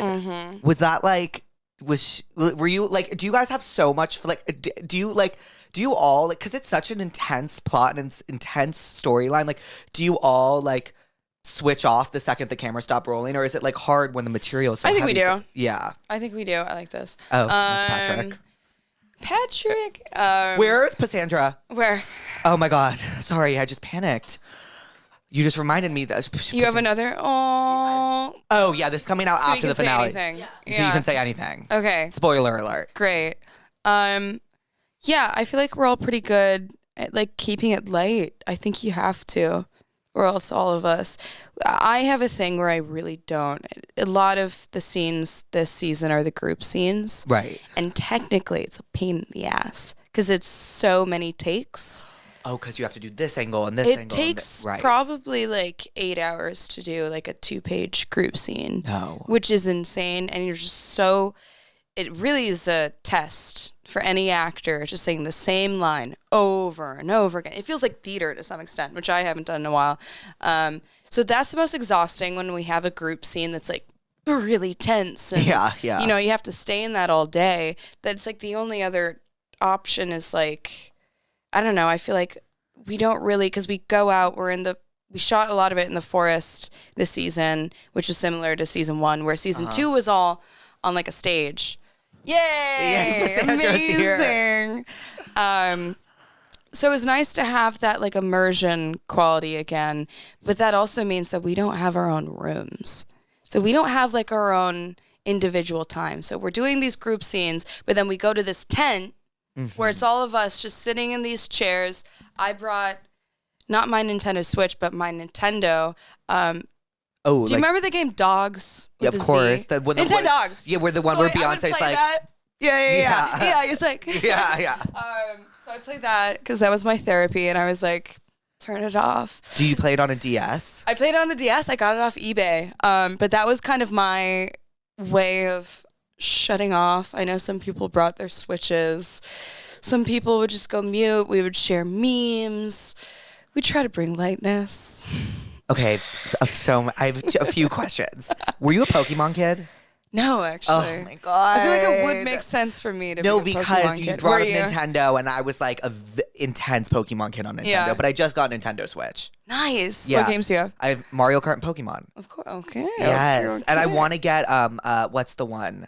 The pink Kirby. Kirby. Yeah. Yeah, I wanna get There's the also Kirby the Hello game. Kitty one that just came out. Yes, and I'm I'm desperate that for was that my one. childhood. Were you a Hello Kitty girl? Of course I was. Oh, Yeah. that's amazing. I love Hello Kitty. I have Hello Kitty blanket. Nice. Yeah. There you go. Okay, so you talked about like the group scenes being like you'd have to do it would take 8 hours for like a 2-page script. Yeah, I mean that could be an exaggeration, or it could be more. No, right, Because right. it's very dependent on the director and the day and the technicalities of it all. This season, what for you do you felt like was like the most like if out of all the scenes you're like, oh, that one specifically was so long and hard to film? Jennifer Morrison did episode 4, which was all the court stuff. Oh my God, yeah. And because we had to get coverage, it's just the coverage because it's so technical and getting coverage on everybody was really obnoxious. But because it was her directing, she was so strategic and it wasn't like, oh, let's feel it out. Like, oh, maybe we'll do coverage on this person. That she had it all planned out. So it was great. But Coverage, just like getting a close up on this person. Got it. And then a wide, a close up, just Right. for the editors to have freedom in the room. But that was hard. And I remember, I had just a couple lines when I was seated.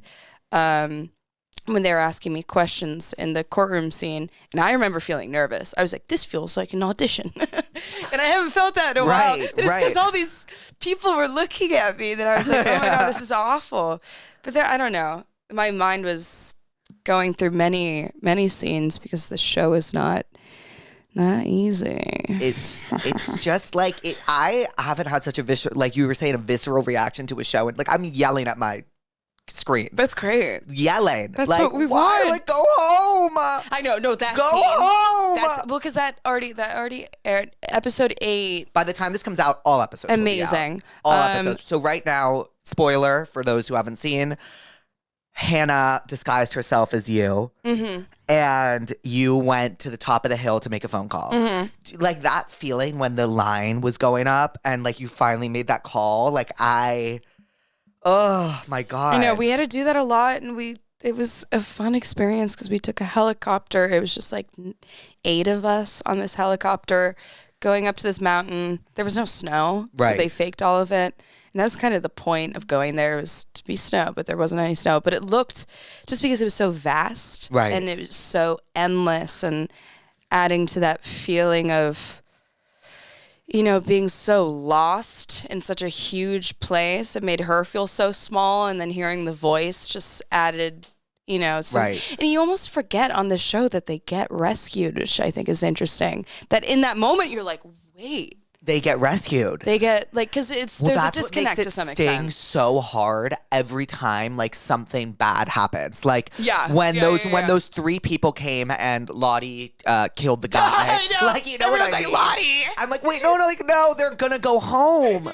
And like, you know what I mean? Like when Mari was like the final hunt, I'm like, oh my God, no, they're gonna go home. Mari. Yeah, I'm like, they're going home. Like, we don't need to do this. Like, I that's know. the worst part of it all. I'm like, look, they never need to do it. Like, cannibalism No, of is course. never the answer. It's But never- like, if only they knew that like they were going home so soon. I You know what I know. mean? That's what makes They don't know, and it just shows how truly delusional they are. Like, truly delusional, so out of their minds, can't even fathom going back home. But it's also, there's something sad. I was thinking about this, and I've seen comments about this. The people that want to go home are the people that had the worst lives at home. I was Isn't that literally really thinking it that. makes me really emotional to think about that. Yeah, well, Nat has arguably one of the toughest situations. She doesn't have and- parents. She doesn't have anything. And she's leading the charge to leave. Yeah. And like, it's crazy because Shauna is like, no, let's stay. I And know. it's You don't really. It's interesting. I'm curious about her background or her home life. Right, we don't get much because of in that. the pilot it was like didn't fully go into it. right. But you get a sense that it's like normal middle class, which makes it harder, or it just is such a distinction between her and Shauna, that it just makes it more devastating. But then also you think about Lottie, and it's like she would probably be committed to Right, because I Which is totally forgot devastating. that she was committed before. Yeah. I forgot. And it would probably be immediately after. It would probably. I mean, I don't know. I haven't gotten the Right. script, so I'm with the fans, Right. where I'm just making it assumptions. up.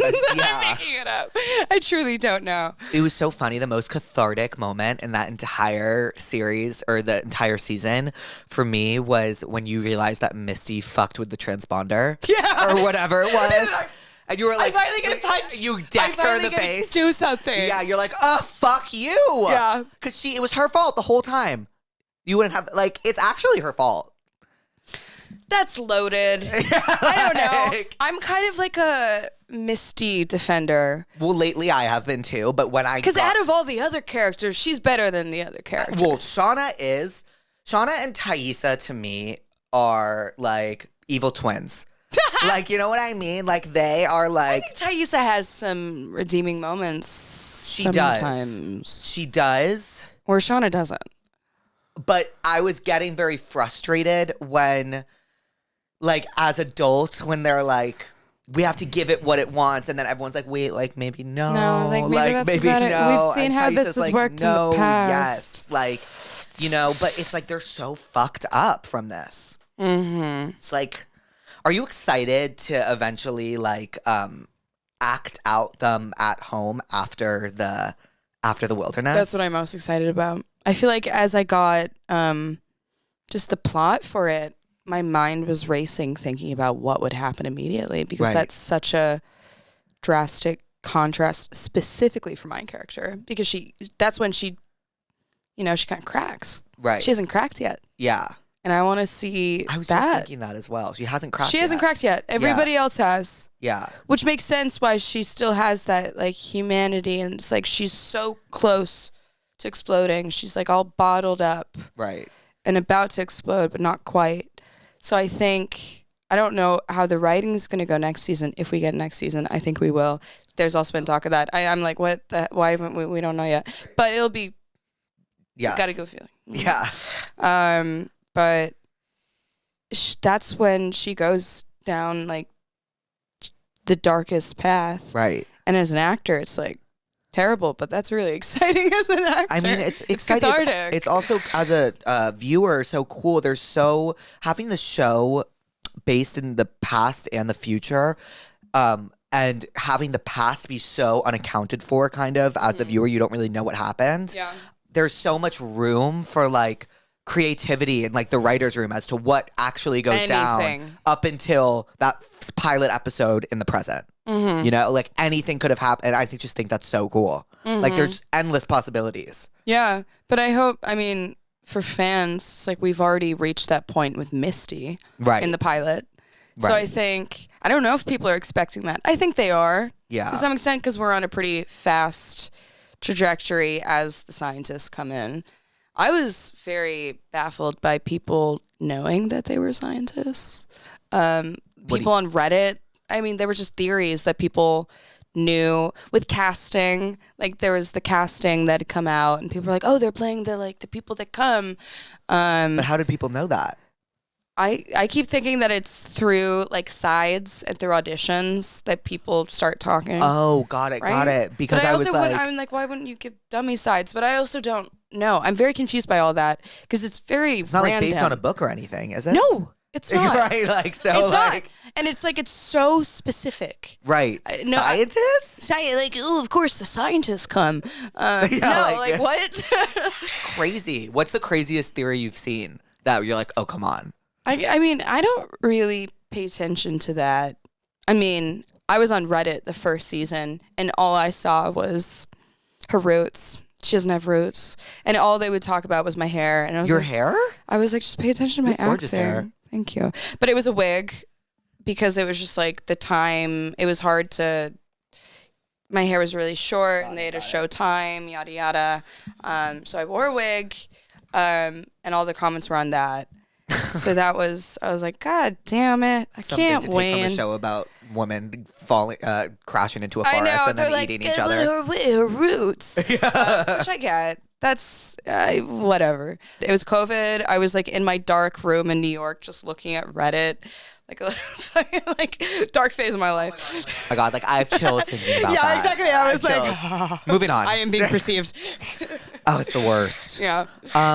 You said something about like it felt like being in an audition back in that courtroom scene, and that got me thinking about: is it true that you auditioned for Yellow Jackets off a self-tape and you like read lines off a computer? Oh God.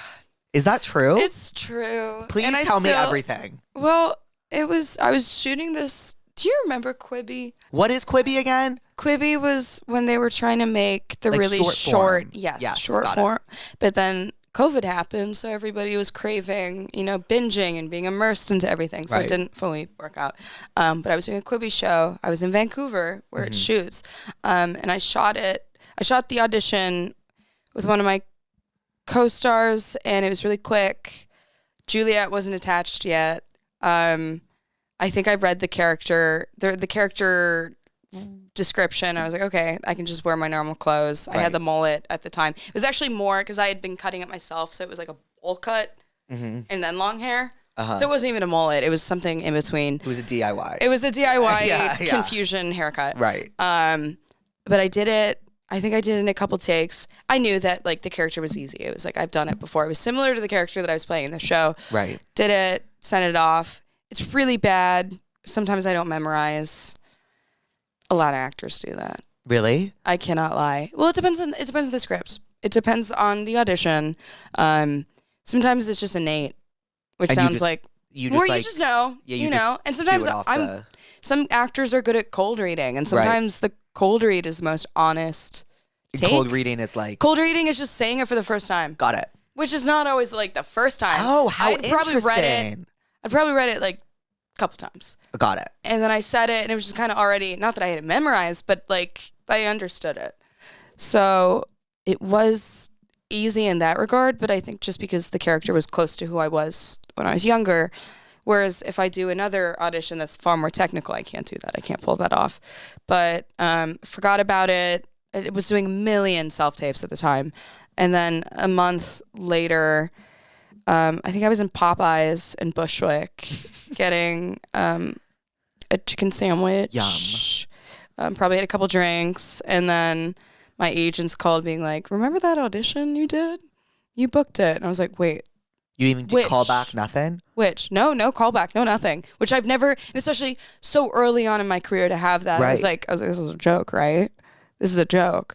And then I think they were talking about Juliet wasn't attached yet, but they were saying that they were looking at Juliet to play the older me. Because everyone talks about like me. Of course, I matched Juliet, but it was weird that I was cast first. Yeah. But it kind of just worked out perfectly. Dude, I've never seen such incredible younger versus older casting ever. Yeah, I mean, I feel like I'm people always say that about the casting show. directors haven't gotten more, like they need me. And you know who's so underrated? Younger versus older Van. Like, Yes. Right? Like, Lauren? they look I know. so they look much so alike. much alike, and it's the same physicality. Yes. It's a lot of the same mannerisms. It's a lot of the same cadences. Well, you and Juliet specifically also have that. We kind of already had that. Right. Okay. I do like certain things that I know I'm just that Juliet would do something like that. Where it's just kind of like a more heightened version of me when I was shooting the pilot, I think.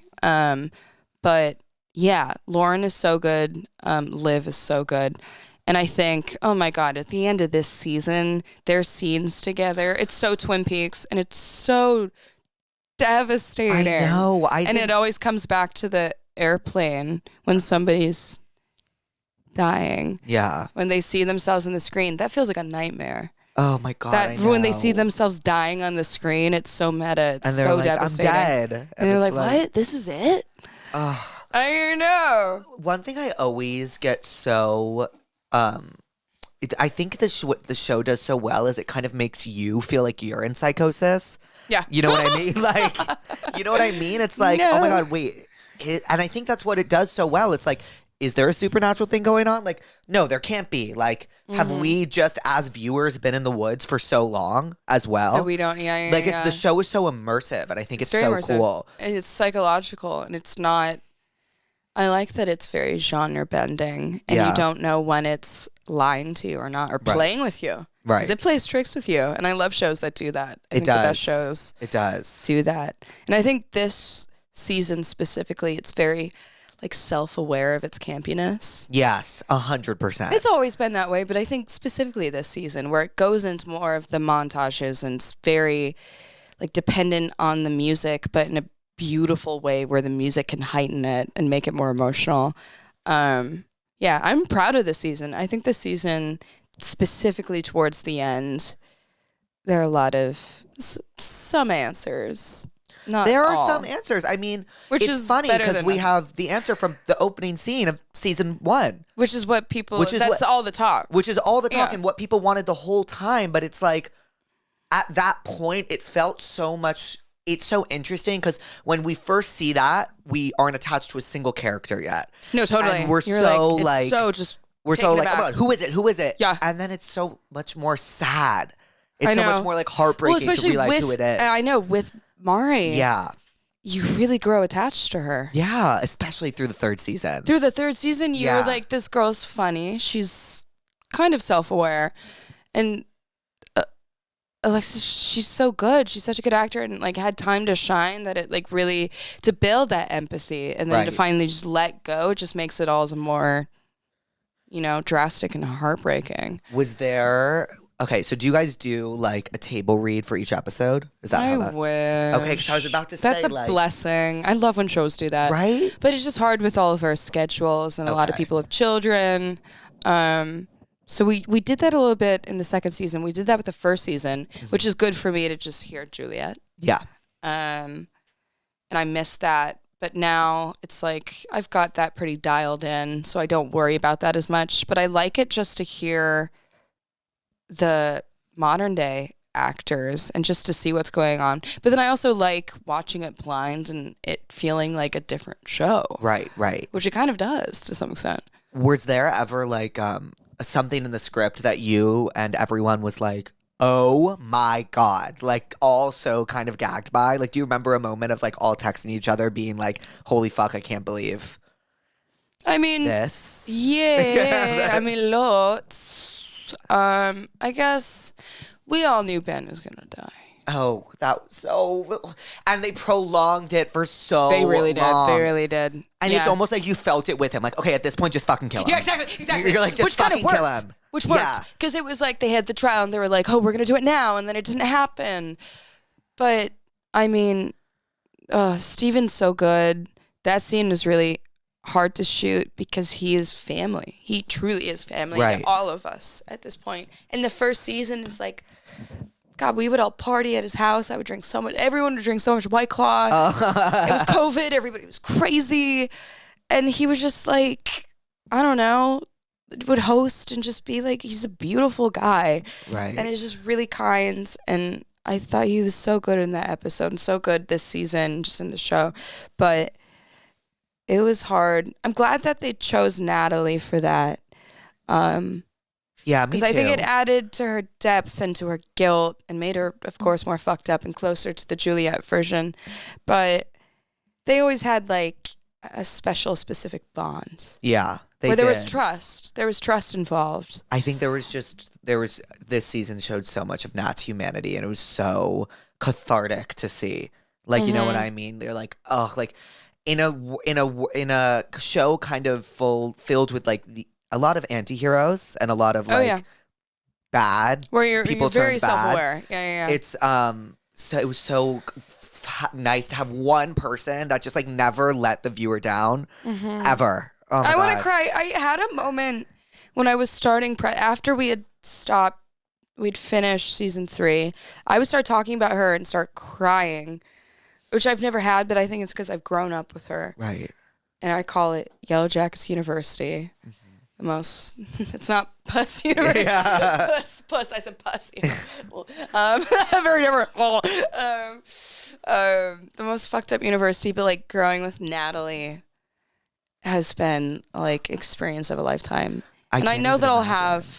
I'll have other characters where I feel so close, but like maybe not for a bit. No, and I even as a viewer, like I know I keep saying that, but like I felt such emotion like watching Natalie this season and like watching just like her make all these tough decisions against the group. It's against, yeah. You know what I mean? 'Cause Like how she's- hard is that? Yeah. Because all they have is each other, and like Yeah. oh my God, when you handed the knife, like all these things, like you were the catalyst in making all these really important decisions. And I was like saying to like Louise, like before you got here, I was like, oh my God, like I don't know how I'm going to separate her from her character being like, it was just, I want to like worship everything you do. Like it was, you were perfect. She's a hero. Yeah. But that last monologue that Melanie has where she's like, I was a fucking queen. Oh my God, I got chills. Me too. I got chills. I got chills. I was like, wait, fuck you. I Like, know, fuck you, but like, God, like Melanie. oh, she is. When that She is a fucking queen. She is a queen. She is a queen. But Yeah. Sophie, props to her for like that quick turn. Because you go from feeling like really bad, even though she's like doing some shitty things. It's like that full. Have you ever seen Breaking Bad? I haven't. It's Okay, that well, there's and like The Wire that I haven't seen. Okay, you gotta watch Breaking Bad. I haven't seen The Wire, so I can't Yeah, speak for The okay. Wire. But Breaking Bad's one of my favorite Yeah. shows of all time. And there is this, he's doing all these bad things. He's like kind of this anti-hero, but there's this moment in the show where he like breaks bad essentially and becomes this. He breaks bad? Like Breaking no, Bad? but like he becomes this like true villain. Yeah, and I oh, feel wow. like Shauna had her Breaking Bad moment this season and like Yeah. became the villain. Ah. You know, with the help of Hannah. with the help from Hannah. Yeah. Oh. Okay. And in addition to Yellow Jackets, you are also a musician. Yeah. You just released your debut EP. I'm like, oh, Yellow Jackets that's University, cool. AP. Sorry, that was so cringe that I said that. AP, Pivot and Scrape. Congratulations. Thank you. Do you enjoy making music more or acting, or is it just different? I know it's such a tough question. It's different. There are a lot of similarities. I feel like music is still so foreign to me that it's more exciting. Right. Whereas like I've been acting since I was 3 years old. Mm-hmm. I've been acting professionally since I was like 10, started with theater. So it's still foreign to me, but I have a good sense of what to expect usually when I go into a project. But with music, it's like I haven't even done live shows yet. It's kind of just a very internal process that when it's shared, it's way more scary. And I was releasing the songs as I was shooting Yellow Jackets, and I was so much more stressed out about that Right. over shooting because I was like, I know. Well, Natalie. it's so intimate, it's so personal. Yellow It's Jackets intimate. isn't your story. It's not my story, which people assume a lot of the time that I am Natalie, which is interesting, but kind of, you know, it's going to happen if that's your first role Right. in anything. But with music, it's my first love. I feel so much more passionately about it. I look up to musicians, where it's like with actors, I never really like fangirl over actors Right. because I mean, I have my inspirations, of course, and I look up to people, but with musicians, it's like this other realm of, you know, tapping into something really, it's different. It's very different to me. Right. Who are some of the musicians you look up to? I mean, a lot of them are gone now. Elliott Smith is my number one. I have Elliott Smith tattoo. Fiona Apple, Arthur Russell, Cass McCombs, so many people. And I'm always like wary of talking about people that are around now because I'm like, it's sensitive and I don't want to like, I don't know. What do you mean? It's sensitive. No, sensitive in the way that like, I don't know. I don't want to like bring them up and then see them be like, hey, brought you up in that interview. No, but you're complimenting them. I know, yeah, but you're yeah, complimenting. But I exactly. understand it's a social You know, anxiety. it's a social It's a anxiety social thing. anxiety. Yeah, I yeah, 100% get yeah, it. yeah, yeah. But you are complimenting them. Yeah, You're exactly. not like, I I'm actually like, aim to not be like that. Yeah. But yeah, I think music is. I know exactly what I want with music, and I know exactly my taste, and I'm still trying to figure out my taste with picking projects right now. Like for acting. Yeah, which is interesting. I know what I like, but like picking project wise and like getting scripts now, it's interesting to try to like decipher what resonates with me and what doesn't, because sometimes the second time you read a script, you really like it, and it depends on your mood that day. Whereas with music, it's like I kind of know immediately. It's Right. a very, It's a a much guttural more, feeling. It's a guttural, in tune Yeah. feeling. Whereas with scripts, it's like it can change, and it's so entirely dependent on the crew and like having a conversation. It's like it's less intuition based. What type of projects do you typically lean towards? Because I feel like you're in mostly like not. I'm doing horror. Like it's okay. horror, Yeah. thriller, Everyone's like, thrillery, "What was that?" yeah. Yeah. I mean, I was drawn to that. I made a lot of I have a twin sister. Yes. And we made zombie movies when we were younger. Oh, did you really? Oh yeah. iMovie? iMovie, of course. Yeah. We didn't know how to use anything else. Right. But it was all that. So it's like, of course, Yeah. it's a very natural path. I'm insanely lucky to be where I'm at right now, and insanely lucky to be in such like elevated projects where it's not, you know, purely based upon jump scares. It's based upon, you know, something psychological and far more human and far more timely and like real topics that a lot of people choose not to talk about. So I guess, I don't know. I feel like I've done a lot of it, so I just want to choose projects where I have where it's new territory. Right. Right. Where it's like, oh, it's a director that I want to work with that will teach me something. 100%. Or it's like, this is a character that I haven't played. I never want to repeat something. What do you feel like are some of the most important lessons you've learned thus far, like from Yellow Jackets, from Companion, from your projects, essentially? I don't know, because people never really outwardly give advice, which is always like, and I'm never asking for it out of like my own, you know, keeping my own whatever. I guess this is a basic answer, but it's true. Standing up for yourself, you have a lot more say than you think. Yes. And if you don't like something, you have to say it immediately, or else you're going to be beating yourself up about it every day. And even if it's a little thing, even if it's like a hair and makeup thing, if it's one line that like kills you and you just can't say it, sometimes you know when a line doesn't work. And it's like, it's just you. It's like, it doesn't work. You say that. Tiny things like that make a difference, and they add up.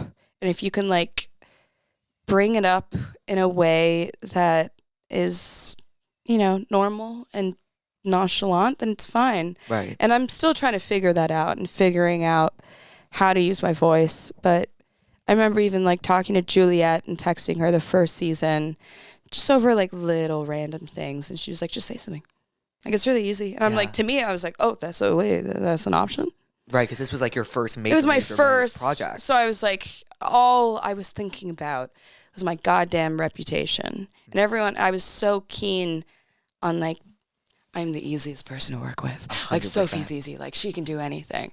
I'm like, no, like, make it a good experience. Make it good for everyone. Yeah, it's hard. It's sometimes difficult. I feel like, especially in your 20s, to learn that like easy doesn't mean you silent. Yeah. You know what I mean? I was quiet. Like, Right. I didn't think that most things that I say now were an option. Right. So that's like a big thing where it wasn't as obvious as I expected. Did you and Juliet talk? Do you still talk a lot? We do. I saw her at this wildfire benefit show, and I'd never seen her play live, and she's crazy. Yeah. She's a rock star. She's like Mick Jagger, and that was fun to see her live. But I haven't seen her in a while, and I miss her. And I definitely feel it's interesting watching the show now and feeling the loss of her presence, because she really does. I mean, she fulfills Natalie. She has so much. Was it hard to shoot without her? Or not hard, like... It was hard to watch without her. Yeah. Because it was hard to get... I mean, I read the scripts, but, like, you feel the weight of her not being there because she has so much... She's such a rich actor and has so much presence on screen that, of course, when you lose an actor like that, you feel that. And I feel like... I mean, obviously, she's the other half, but, like, she's the other Natalie. Like, she is... such a different Natalie, and it like is so interesting to see the comparison between the two of us. That to lose that was sad, but also I had to get used to it at some point. A couple episodes in, I was like, "Oh, she's not coming back." Yeah. Did she? Did she kind of serve as like a mentor for you in that space? Yeah, never like, like very specific advice. But more of just that feeling of somebody has your back no matter what. Yeah. And there's nothing more intimate and strange than sharing a character. And it's like, I might not ever have that again. Especially in a TV show. Right. That is a very strange, and that's why Yellow Jackets is special. It's because you don't have a lot of shows where it's that 20-year jump. Yeah. So it's this weird unspoken thing where we have that, and I know that every actor on the show has that with their counterpart. Right. Okay, I have... Hi, you ghosted me. You ghosted me for a little bit. Right. Right. Okay. I miss you so So, much. Cass, I am partnering with SeatGeek, and they are offering me +1 to the Elvis reunion tour, and I'm bringing you, and they're going to fly us to Vegas, and it's going to be amazing, and we're going to meet Elvis. Hello? Are you down for that? When the fuck? 2 weeks. Are you down? Aren't you in New York in 2 weeks? It's right after I leave New York. Absolutely. Have you ever met... Absolutely. Have you ever seen Elvis? Jake? Jake, I'm looking this up right now because you're definitely fucking with me. No, I'm not He fucking died. with you. What? Elvis Presley is dead. Elvis Presley died You really in did. 1977. You didn't know he died?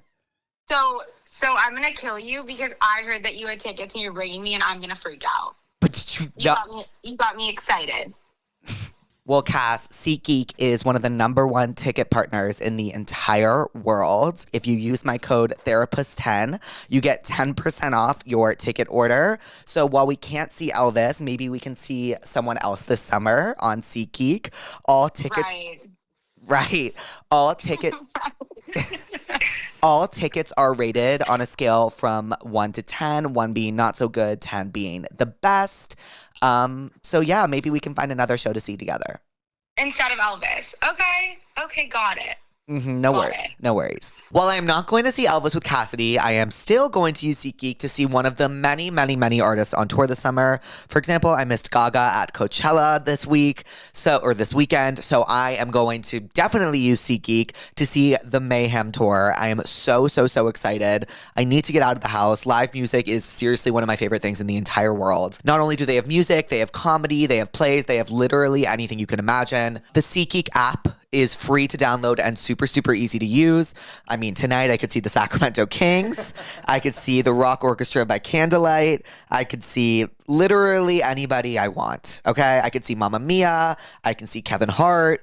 I'm going to click that I need 2 tickets. So it's going to say the ticket price for each ticket and then the score next to the ticket. So this says 10, amazing deal. And then like down here it says 9, and so it seems like there's really just only good tickets on here. Oh, see, this is with a 1. This is not such a good deal. But the SeatGeek app is literally the easiest thing to use. You guys know I came through for you again. Use code Therapuss10 for 10% off your order on SeatGeek.com. That's 10% off tickets with promo code Therapuss10 at SeatGeek.com. Make sure you click the link in the description so you can download the app and automatically have the code applied to your account so you can use it later. Thank you, SeatGeek, for sponsoring tonight's episode. What are you therapist about? Therapist. Like angry. What are you angry about? I mean, there's too much. Well, you go first. Okay, so To today, inspire mine's a little some- more superficial. Yeah. No, yeah. Today I was working out and Good for you. I don't work out. thanks. And I lifting weights to the treadmill, but I did one last thing that sent me over the edge. I never have panic attacks ever. Really? And ever. I do. Oh, they're the worst. Yeah, they so. And I had one today after I so I pushed myself too hard and then I got really nauseous and then I started panicking about how nauseous I was and then I got really hot and then I couldn't feel my hands and I was like, oh my God, I'm having a panic attack. And I had to run outside and lay down. And it was so embarrassing. Like, I just felt so embarrassed. No. I was like, and they were like, everyone Was was, that like, your first panic attack? my second. My first Second. one was the most random story you'll ever hear in your Oh my entire God, life. what happened? Somebody was telling a story about someone taking Viagra. And, like, the idea of somebody taking Viagra and just, like, having a situation that, like, couldn't go down. Like, You're like, God, I gave feel me that. like a panic attack and I ran outside the restaurant. I was like, my best friend Alice was like, what's wrong? And I was like, the Viagra story. Like, I think I'm having a panic attack. And those are the only 2 times I've ever had a panic That's attack. hilarious. Once about Viagra, once in the Aloe gym. Wow. I'm so sorry you had, well, I have a lot of fucking anxiety. Yeah. But that's always when I have, where it's like the out of body, like, oh my God, I'm going to have a heart attack type Right. sensation. So I'm pissed at panic attacks. Question for you. I don't know why this just reminded me of this, because maybe it's because I always watch TV when I go to bed, but what are you watching? I always ask my guests that. I mean, White Lotus, of course. White Lotus. White Lotus. Have you ever seen The Leftovers? I haven't, but Jasmine's on that. Okay, Jasmine's on that? I just started it. People are saying it's a masterful, like, Yes. very underrated show. Yes, and the woman from The White Lotus, I think Carrie Coon is on it, and she is incredible. She's so good. She's such a and character actor. You need to watch She Leftovers. comes from Chicago theater too, and I Really? come from Chicago theater, not to her extent, but she's like in the Chicago scene. She is God. Well, she's incredible She's incredible in the White Lotus, too. I know she shines. I don't know if you've ever had like a friend group like that, but like, I'm like watching it. I'm like, I don't really have like a trio, and my friends are pretty blunt, okay. and I'm pretty blunt. Well, I've been in trios like that. Awful chills. Ugh. No, and like Louise would be like, girl, like. Because who would you be out of the trio? You're everyone. You're all everyone. of them. Exactly. You're everyone. Always, which is I was why never it's such a Jacqueline. good- I was Leslie. Yeah. Oh, Like Leslie's, in my opinion, the messiest out of all three of them. Interesting. Jacqueline acts does what she does. Yeah. Carrie Coon's character is like she says it like it is. Yeah. And then Leslie's character is the one whispering in Jacqueline's ear and Carrie's ear. She is. And then denying it and playing the field. She's not. She's the least calculated. I would argue that she's the most. Oh. Yes, because she wants to maintain that like equilibrium. Yes. Yeah. I don't even know why I attempted that fucking word. Yeah. But yeah, she wants to like maintain her place as like kind of, but she wants to like be the one that each of them are closest with. Yeah. Shit. I mean, this season is so fun. I'm obsessed with Amy. Obsessed with Amy. I want her to be in everything. She is And I want so to be her fucking best good. friend. And so natural and so like charming. I So haven't seen charming. an actor like that in a while that just oozes charisma. I mean, same with Parker Posey. Right. I met Parker at the Valentino show, and she was like breakdancing on the floor, and I was like, this is party girl. This is everything I could have ever dreamed for. She's incredible. An icon, and it made me excited to just like keep acting, and like she's my icon. Like I look up to her so much that to have like a night with her was so special. Right. And then to watch her in White Lotus, again, it's just like some people ooze presence. Yes. Where it's like some people just have an immediate presence on screen. Right. And it's nothing you can teach yourself. No Right. acting class can teach that. Where Amy and her just have that. Yeah. I and I really noticed it with Amy in the last episode where are you caught up? Yeah. Okay, I do just you watched last remember night. the episode or this moment where the French girl is trying to convince Patrick Schwarzenegger's character to like stay with her and the guy? Yeah. And Amy's like, oh, all right, babe, like, good night. Like so casual, but just like she stole the scene. Exactly. So the scene wasn't even about her. And she stole the entire scene. It's kind of like you watch Abbott Elementary? No, haven't. You I've got heard to great watch things. Abbott.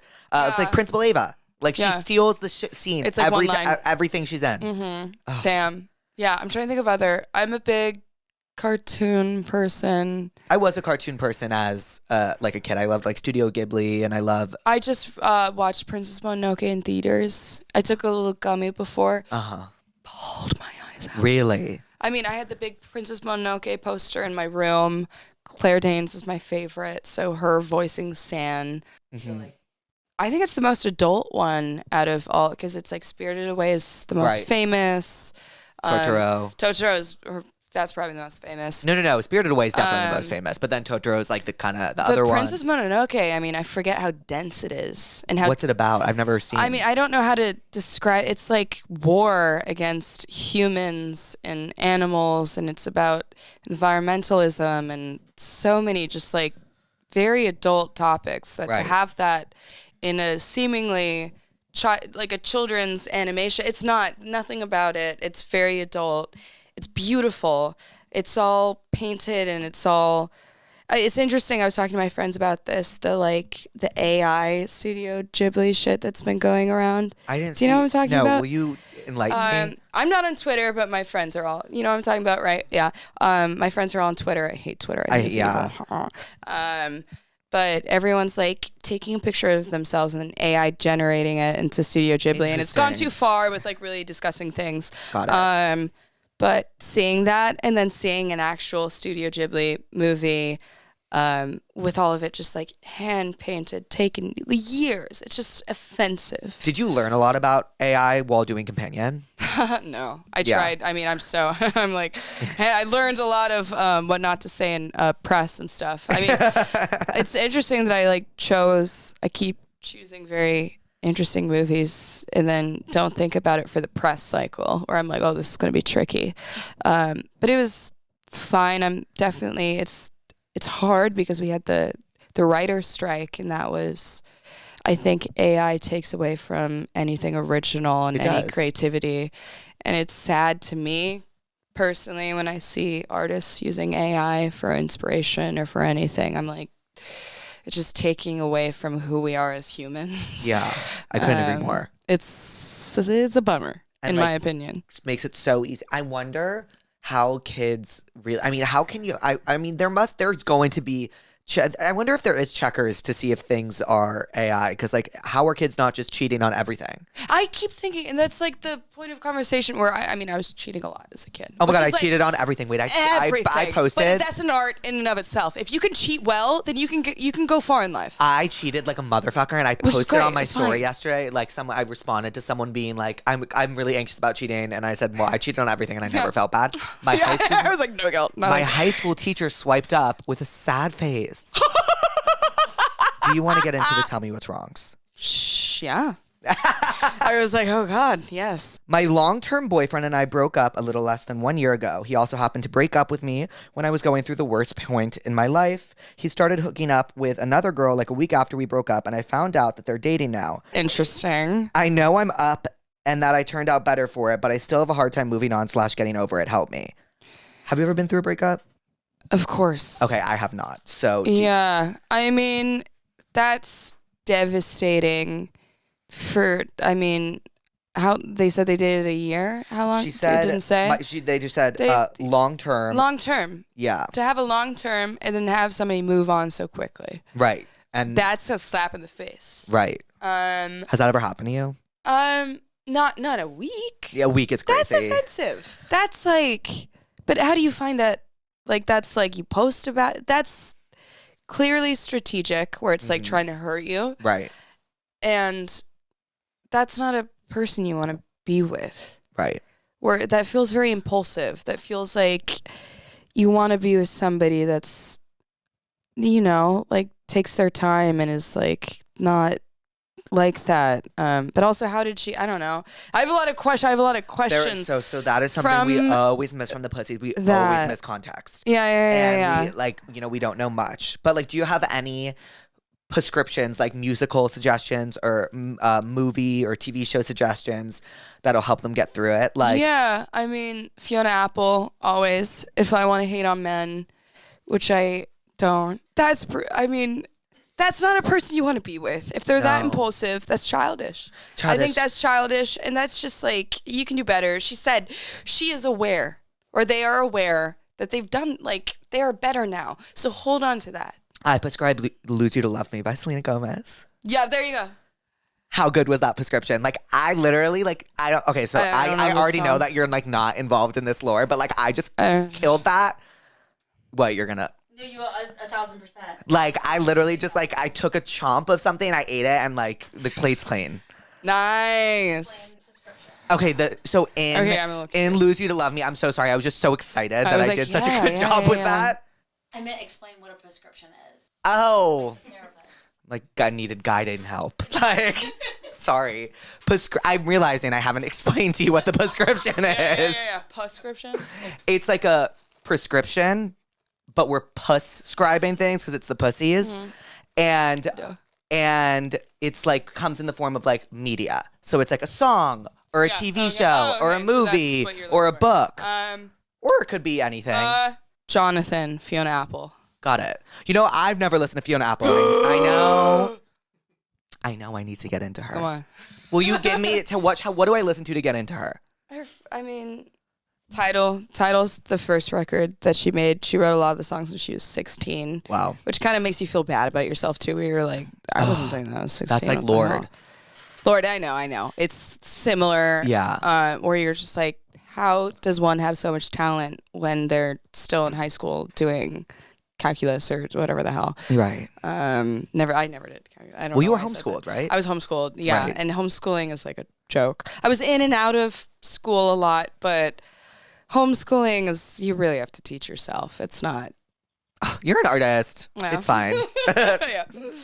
I've been hooking up with my coworker and nobody knows. But now he's hooking up with another one of our coworkers and is trying to hide it from me. Do I confront or just quit? Or just quit. I'm gonna be honest.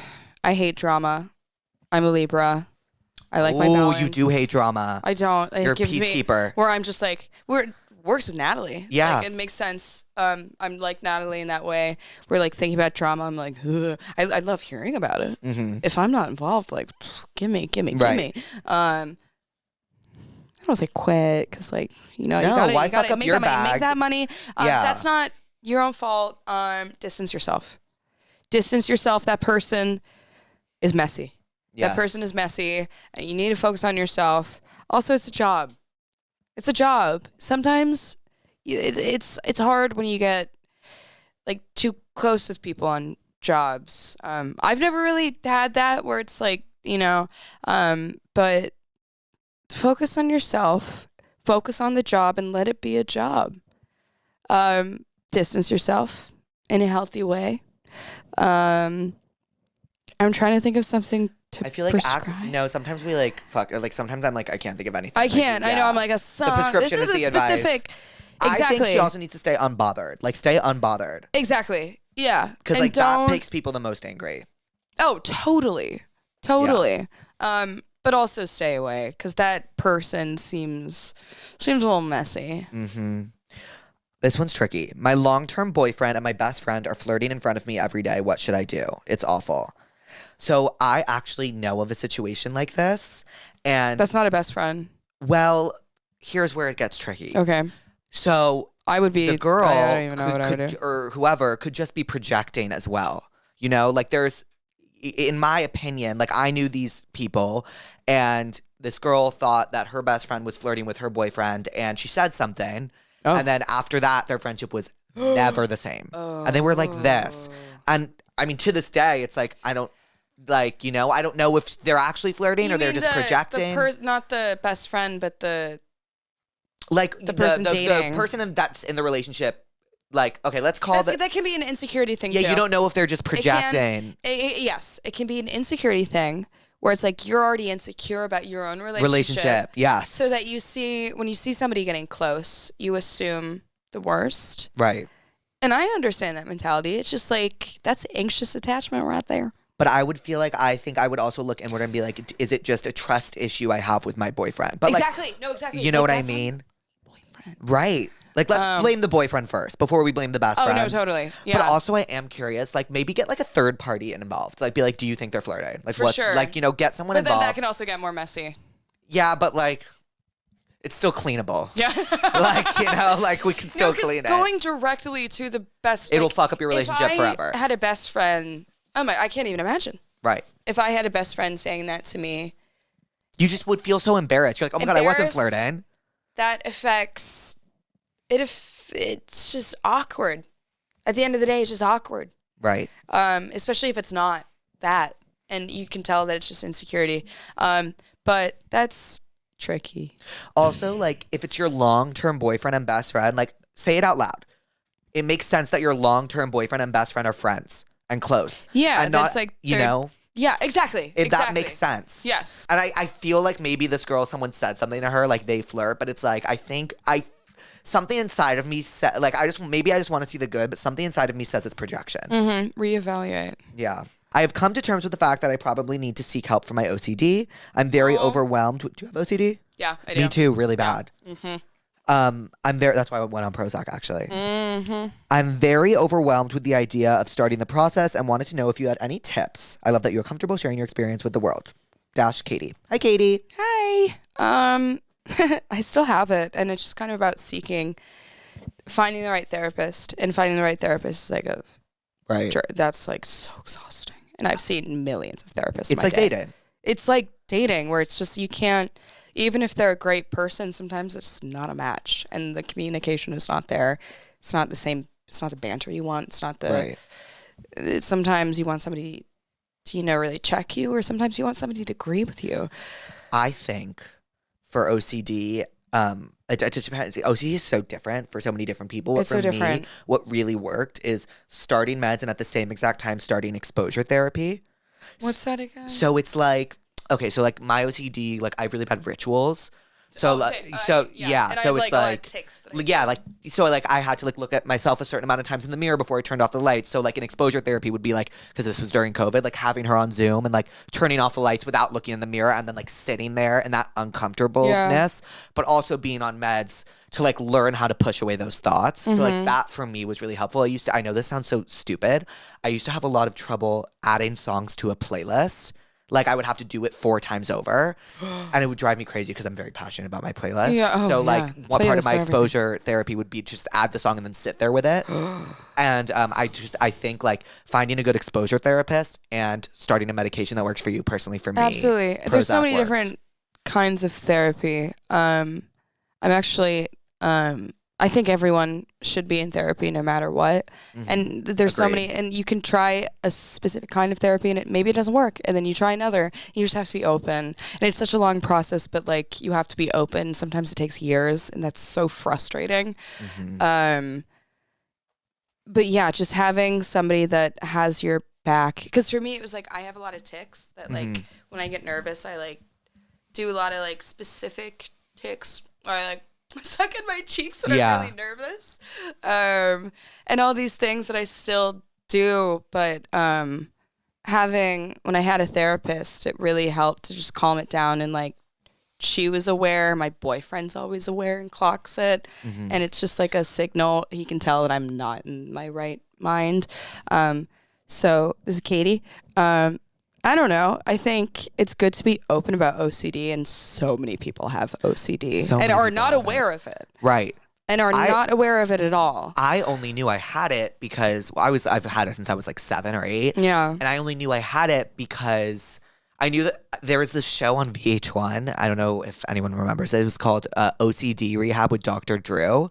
And it was like celebrities with OCD would come. And I don't know if it was celebrities, but it was people with OCD would come and go through like this reality television rehab with their OCD. And I was like, ooh, this sounds weirdly familiar. I think that's what I have. Yeah. And I was like, oh, I have OCD. And then in the show Girls on HBO, I don't know if you... Okay, I went for Halloween. I had a the Yes. pick in my ear. No. I went to a party just like that, and I was like, I'm Lena Dunham. Wait, that's my favorite show of all time. Were you on the Girls podcast? Yes, I was. I knew it. I was like... I was. Were you on the 'cause- Girls podcast? No, I wasn't. Oh, they're but great. I follow. They're great. And that's a go-to-sleep show. Are you kidding? Yeah. It's like, that show's so good. Have you watched Have you done a rewatch yet of the show? Of course. I've watched Okay, it. I've have you- rewatched it like 3 times. What was the hardest which one hit the hardest for you? Mine was like the first rewatch out of college. I rewatched it second season of Yellow Jackets when I actually was their age. Because because my mom was watching the show. I was like 13 when I watched it the first time. Me too. Where And I I'm was like, just I don't kinda get it. I was like, oh, these fools.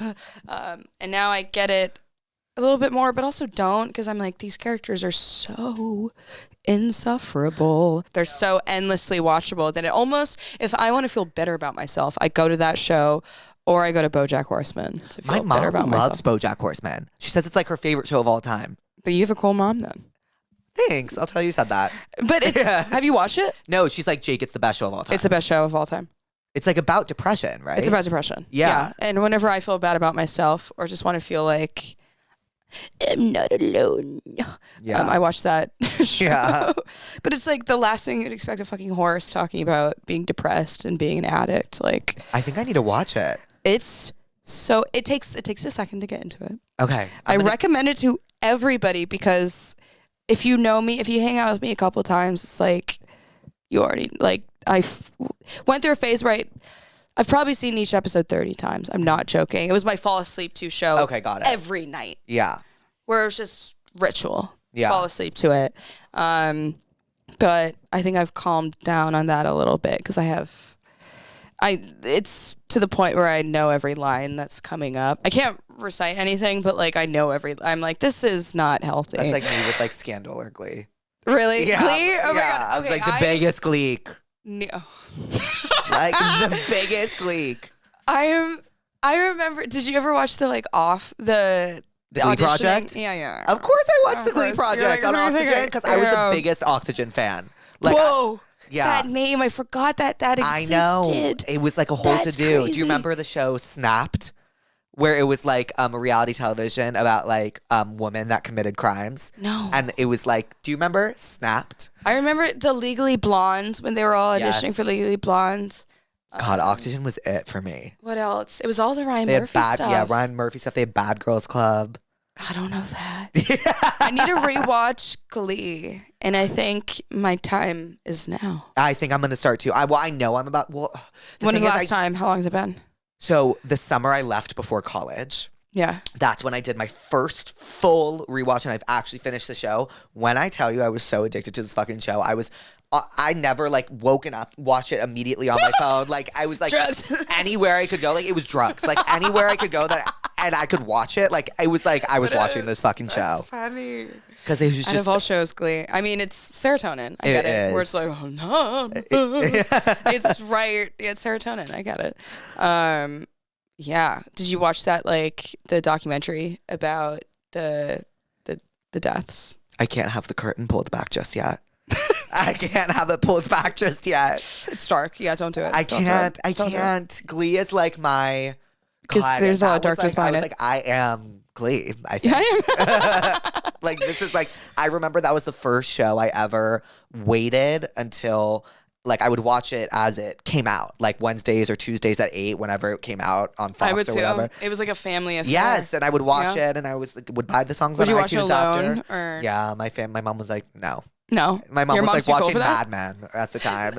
My family was obsessed with Yes, Mad Men. my family's obsessed with Sopranos, Mad Men, and BoJack Horseman. Isn't that a random 3? That's not random. That's taste. Oh, I want to meet your family. no, I think you would like my mom. Mad Men. Oh my god. Yeah. My twin dressed up as a random.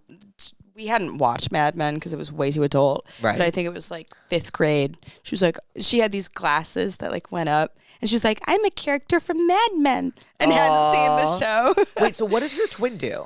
She makes claymations. That's fucking awesome. It's insane. Yeah. Her name is Ellie. And she's like a genius, truly a genius. I was just in Chicago, and saw her, and it's just nice to go back and see her because she's my best friend. And does she and you guys were always close growing up, and Yeah, you go through phases as a twin, and I think we had the same friend group, which is kind of hard. And I was always working, so I was a little disconnected from the friend group. And we were always we were very similar growing up. We would take turns taking on different personalities, I think. yeah, But like she was always she was more shy, and then she was more outgoing, and then more popular, and then yada yada. It was really complicated being the same school. right. But now that doesn't matter, and like we have our people, none of that matters. Right. God, it's So so it's funny in nice. high school. You're always told like it's not gonna matter. It's not gonna matter. It's not gonna matter. And you're like, I shut truly up. didn't care. I honestly, Good for you. because I was working, but Yeah, I you- was like, yeah. work first. Like none of this matters. I'm around adults all day. Like everybody's a child here. I was a child, but I felt like I was like 14 going on 30. Right. Where I think that I was actually more mature than I was now, because now I can actually live in my age and be myself. Right. Um, You're what? 24, 25? 24. Got it. Yeah, how old are you? 25. Nice. Yeah. When did you graduate? I graduated 2018 Okay, from high school. 2019. Yeah, Nice. 2022 from college. Nice. Did Ellie go to college? No. Okay, yeah. Neither did I. Yeah. But here I am. My dad didn't want me to go to college. Really? Yeah, he was like, well, don't go. Like, do something creative. Oh, wow. I know. You have a very interesting family. Sophie, what did we learn today? What did we learn today? I mean, even just that last thing. I mean, not to be corny, but I admire how honest you are. And I don't like. you. I'm not just saying that. Like, I think it's really cool, and you don't get that a lot in interviews where it's like you can talk about things really openly. So I think that's. I don't know. I've always. It was just a reminder because honesty is everything in artistry in life. So that was just a good reminder. Oh my God, I'm going to take that with me for the rest of my entire week. And be like, well, Sophie Thatcher told me I was honest and a good interviewer. I think it's the coolest thing, to be honest. That's the coolest thing you can do. Yeah. Well, it's very cathartic for me. Yeah. Well, part of my And that's why OCD you're doing this. Thank you. Well, part of my OCD is I've always felt like since I was little, my anxiety is manifested in guilt, feeling guilty that I'm lying, guilty that kidding? I'm That's not me. being That's me, like, me. you know what I mean? Like that I'm not like just giving the full truth, so I almost overshare to like compensate for that. Totally. So it's very cathartic for me. Yeah. But for me, I learned that you are the coolest person ever and so fucking talented and so fun to be around and such a star. And when something really hit me when you were talking about those people that just like take up the scene and something that's something you can't teach in acting school. I was thinking like she has that. Thank you. That's her. She has that. You. And yeah. Thank you. I had so much fun. Sophie, thank you for coming on. Thank you. This was so fun. I know. This was awesome. I had a great. I want to meet. Oh, Brett? Or see her again. She just texted me and laughed, but she said that hi, and if you want Garrett, she'd send you a tip. Of course I do. Are you kidding?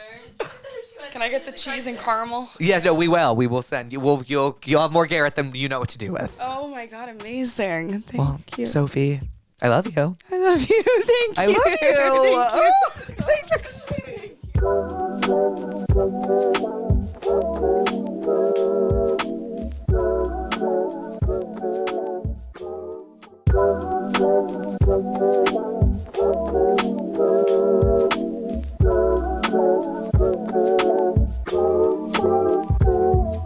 Hi, pussies. Welcome back to Therapuss. Tonight we have on my king, Dylan Efron. We met on a Samsung shoot, and we just had the best day together. And he was making me laugh really hard. And I was like, we got to come on Therapuss. And now he's here. Also, I partnered with Bumble, and we did some special Tell Me What's Wrongs that were dating themed for tonight's episode, which were fun to answer, especially because Dylan's in a long-term relationship and I've never had a boyfriend.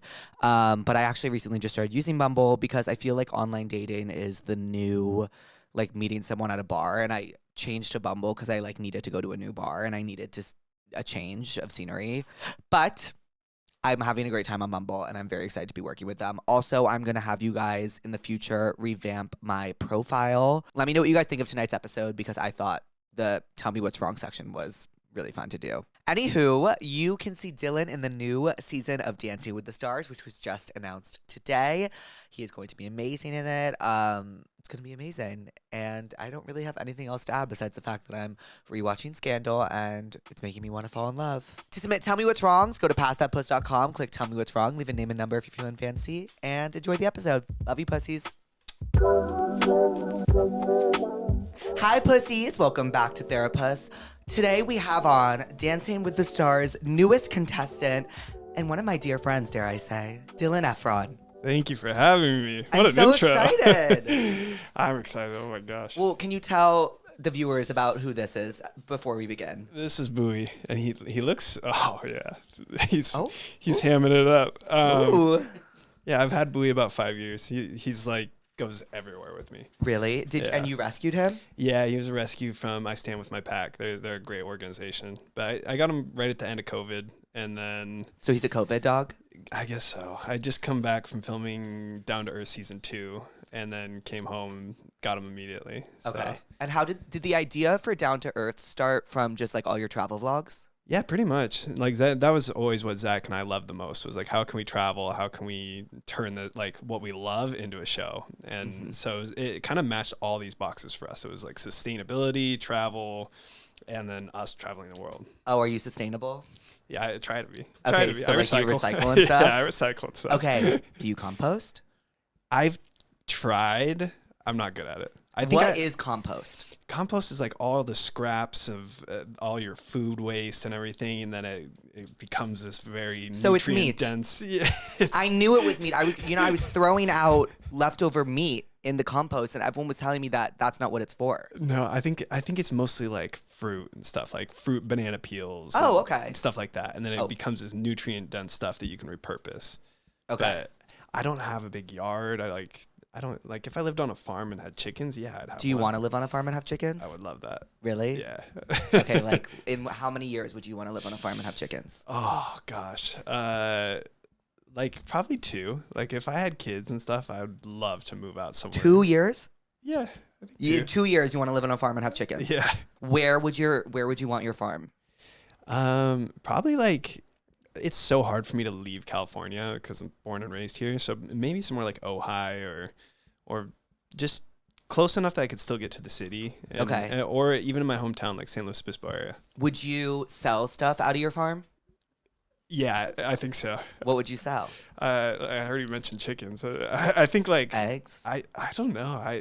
I'd probably try to find like a random thing like avocados or something, or like a random fruit that's like exotic, and I'd be known for that. I'm like selling dragon fruits. Right. So what are the chickens there for? For my compost. For my compost. Okay. And so what would you like call your farm business? Whew. Misguided compost. Yeah, from traders. Oh, okay. Misguided compost chickens. Misguided farm. compost, Yeah.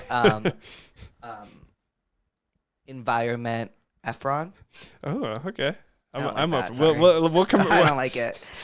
Wait, so can you tell me how Traders was? I mean, I'm sure you've talked about it at nauseum, but how did you enjoy it? I loved it. I remember my first day. Like I'm used to like union stuff, so it's like you have 12 hours Right. on. We finished at like 2-3 a.m. and I was like, oh, at least we don't have to start till 3 the next day. My call time was like 7, and I was What? like, wait. Is it not union? It is, but they like somehow work the system. Like you are in it. So like Right. when we got too tired, they would know, and they would give us like a full day rest. So what was like the most fun part of it? Like but I heard you were like in the game. Yeah. Like I heard you were like that you were dead serious about it. I was. Yeah. I'm competitive in that way.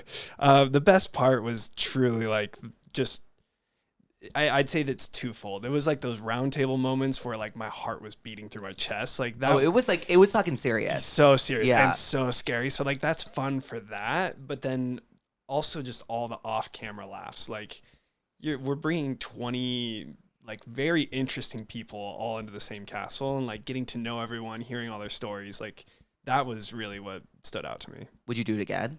I would. Yeah, I would. I feel like it looks really fun. I think that's like my thing is like, if I did it again, who knows how I would do whatever it is, but it's like, it was such a memorable experience to me, and that's what life's about. Like I'll always look back at that year and be like, wow, that was truly an unforgettable moment. What was like your favorite year of your life so far? Oh, wow. Hard to argue with this last one. Like, So Traders year. Yeah, the Traders year. Like, Okay. it was just so new to me. Like all this, like I've got to go to so many fancy events, and like, I don't know. I'm so grateful for it all. So I think it's so noteworthy because it was different than the rest of my life. The rest of my life, I've been very humble, like doing my own thing, and I don't know, just kind of living what I like and stuff. This year was just so different, so I like it. Well, you used to work as a PA, right? Yeah. So was it when you were on set for Traders, like, did it feel weird that you were on the opposite side of it? A little. I think social media helped a lot with that, because like when I worked at Warner Brothers for 7 years and was like on set and always behind the camera. So I understand how that world works. And then social media really helped me like find my voice and be comfortable in who I am. So then when I started stepping in front of camera, I was like, okay, I'm not this nervous kid that like can't be on screen like I thought I was. Like I just have to be comfortable in who I am. And I think that's why it took me a while to ever like share my story and stuff like that. Right. And so you said like you're a grateful person. Yes. How do you do that?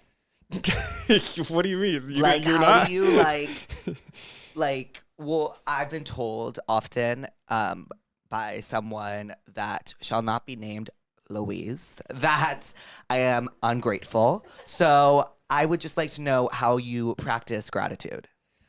How do I practice gratitude? I know what you mean though, because it's like, Right? you talk about first world problems, and like first world problems can really. Well, I just like love to complain. Yeah. Like I woke up today and I was like, I think it's just you have to catch yourself in those moments once in a while and be like, wow, like this is not the end of the world. Like this is such a small blip and I have so much to be thankful for. Totally. How do you do that? I will say, have you ever journaled? Mhm. That's kind of me. Look, I tried like twice. Same. I tried twice, but I was told what changed my life the other day was like, you don't need to journal that much. Like you can write 2 sentences and that's your journal for the day. Same. And so like I've done it. I've gone through phases. I cannot continue doing it. Like, okay, wait. What? Would you want to journal like together? Like we'll hold each other accountable for journaling. Wait, I'm in for this. Really? This is good. Yeah. Okay. Oh, that scared me. Ooh, Sorry. hi, puppy. So I'm down to journal like that. And it'll probably fade to like once a week, but that's No. even. Well, how many? Yeah, probably once a week. But I'm down because I want to be held accountable. What I was gonna say about journaling is like, I'm sure you're the same way. Like, I have an active brain, and like my inner voice can be super negative, and like. What? Yeah, I do not get that from you. Tell me more. I think everybody's can be negative. So like I'll be hard on myself for something. Like I don't know, like maybe like I think I was journaling during traders and I was mad at myself for doing something. So like my inner voice, I'm like, God, I can't believe I made that mistake. I go to write it down in a journal. I can't write negative things about myself. It's like I'm thinking these negative things, how, oh, I wish I would have done this. I'm an idiot. And then I go to journal it and I'm like, you tried your best. You were yourself. You were authentic. And it's like all these nice things. Let me ask you, can you type negative things about yourself? I haven't tried that. Okay. Because I do that frequently. But I think that's so interesting. I'm going to try to write negative about myself today and let you know how that works. Positive. Right. Okay. Puppyana. Hey, you're going crazy, boo. Get up here. Were you able to bring him on set for Traders? No, I wish. I kept saying that. Were you sad? Yeah, because Alan got to bring his dog, and I would see him every day. Well, what a double standard. I know. But I was saying there should be a version where we all bring our dogs. Right. It would feel like a home. Big castle with dogs running everywhere. What was the word you taught me again? Dust. Dust. Have you used it? No, but have you been using tears? No. Have you? Has it faded yet, or are you still on tears? It's dust. It's dust. It's dust for me. Louise, do you remember dust? I need to start using tears more. Or dust more. I use tears enough. Tears is the best though because like I woke up yesterday at 6 a.m. It was tears. Yeah. For you, it would be dust. No, I threw out my back and I would like. That's tears. Yeah, tears and dust. When did you throw out your back? I did it. I did it like 2 days ago when I was in the Hamptons. It was What, you were in the Hamptons 2 days ago? I was. For what? Just fun? Yeah. Okay. but yeah, it was so stupid. I literally I watched this like Sex and the City clip where Miranda like fell in the shower and then someone had to. Do you watch Sex and the City? A little bit, not a lot. What's a little? A little's like I've probably watched like 15 episodes. That's a lot. But it was literally that. Like my agent had to come in and like help me put my pants on because I couldn't. What? I couldn't move. I was like, Garrett, like this is code red. Like, Is that age? I don't know. I've always done stuff like How this. old are you? 33. I knew that. But Feels like everybody's 33 these days. I had dinner Great. with someone, 33. You were saying you're like scared of turning 25. Is that 26. what it is? 26. Yeah. Yeah. I'm a little frightened. Life gets better. Really? Yeah. Like I've been throwing out my back since I was 25. Like everyone that says your body gets worse as you get older, like I don't believe that. Okay, but you like to work out a lot. So how do you work out if you throw out your back? I can't, and that's when I get depressed and start getting angry.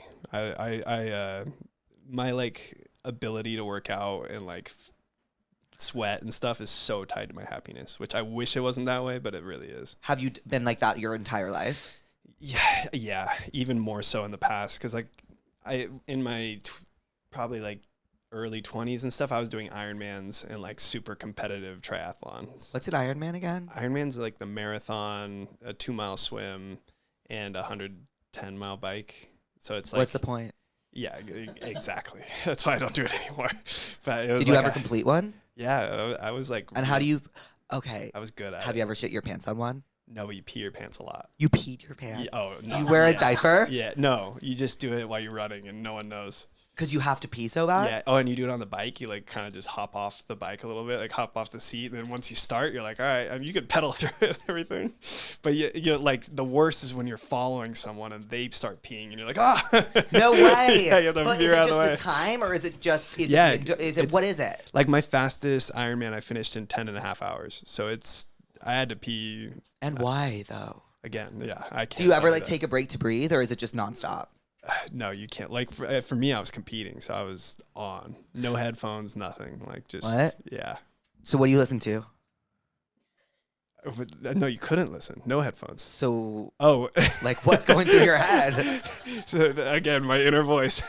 Being like, I'm doing an Iron Man? Yeah, like I could do this. Like either positive or negative, depending on the race. Yeah, some people do have to stop if they have to poop their pants. Like Really? luckily, that never happened to me. Have you ever been behind someone that's shit their pants? No, but I've seen people running into the urinals, which would suck. Like if you're on a 10-hour race, you're like up there competing for first or second, and then you have to run into the urinal to take a crap. That's got to be a shitty Take feeling. a crap. I haven't heard that in so long. Do you use that frequently? I guess. I don't know. Wow. Once a day. Wow, I have not heard that in so long. Wait, so what season of Down to Earth are you guys on now? We're wrapped up. We've done 2. And you're done? We're done with that franchise. Like Zach and I have talked about starting a new show, and I think we can start filming that next year. Okay, can I pitch something to you? Yeah, let's hear it. I don't like nature at all. I'm sorry. I mean, I respect it We'll like work on deeply, that. but my version of like a vacation is like the strongest Wi-Fi connection in an air-conditioned room, no matter what fucking temperature it is outside. So would you ever do a show where you found the best air-conditioned hotels across America and the world?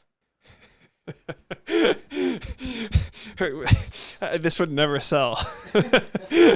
Really? Let's see. How can we make it fun? Oh, The hotel. God, the hotel in Montauk. That's such good AC. really? Yeah, it was. What's it was what's the pumping. best AC you've ever been in?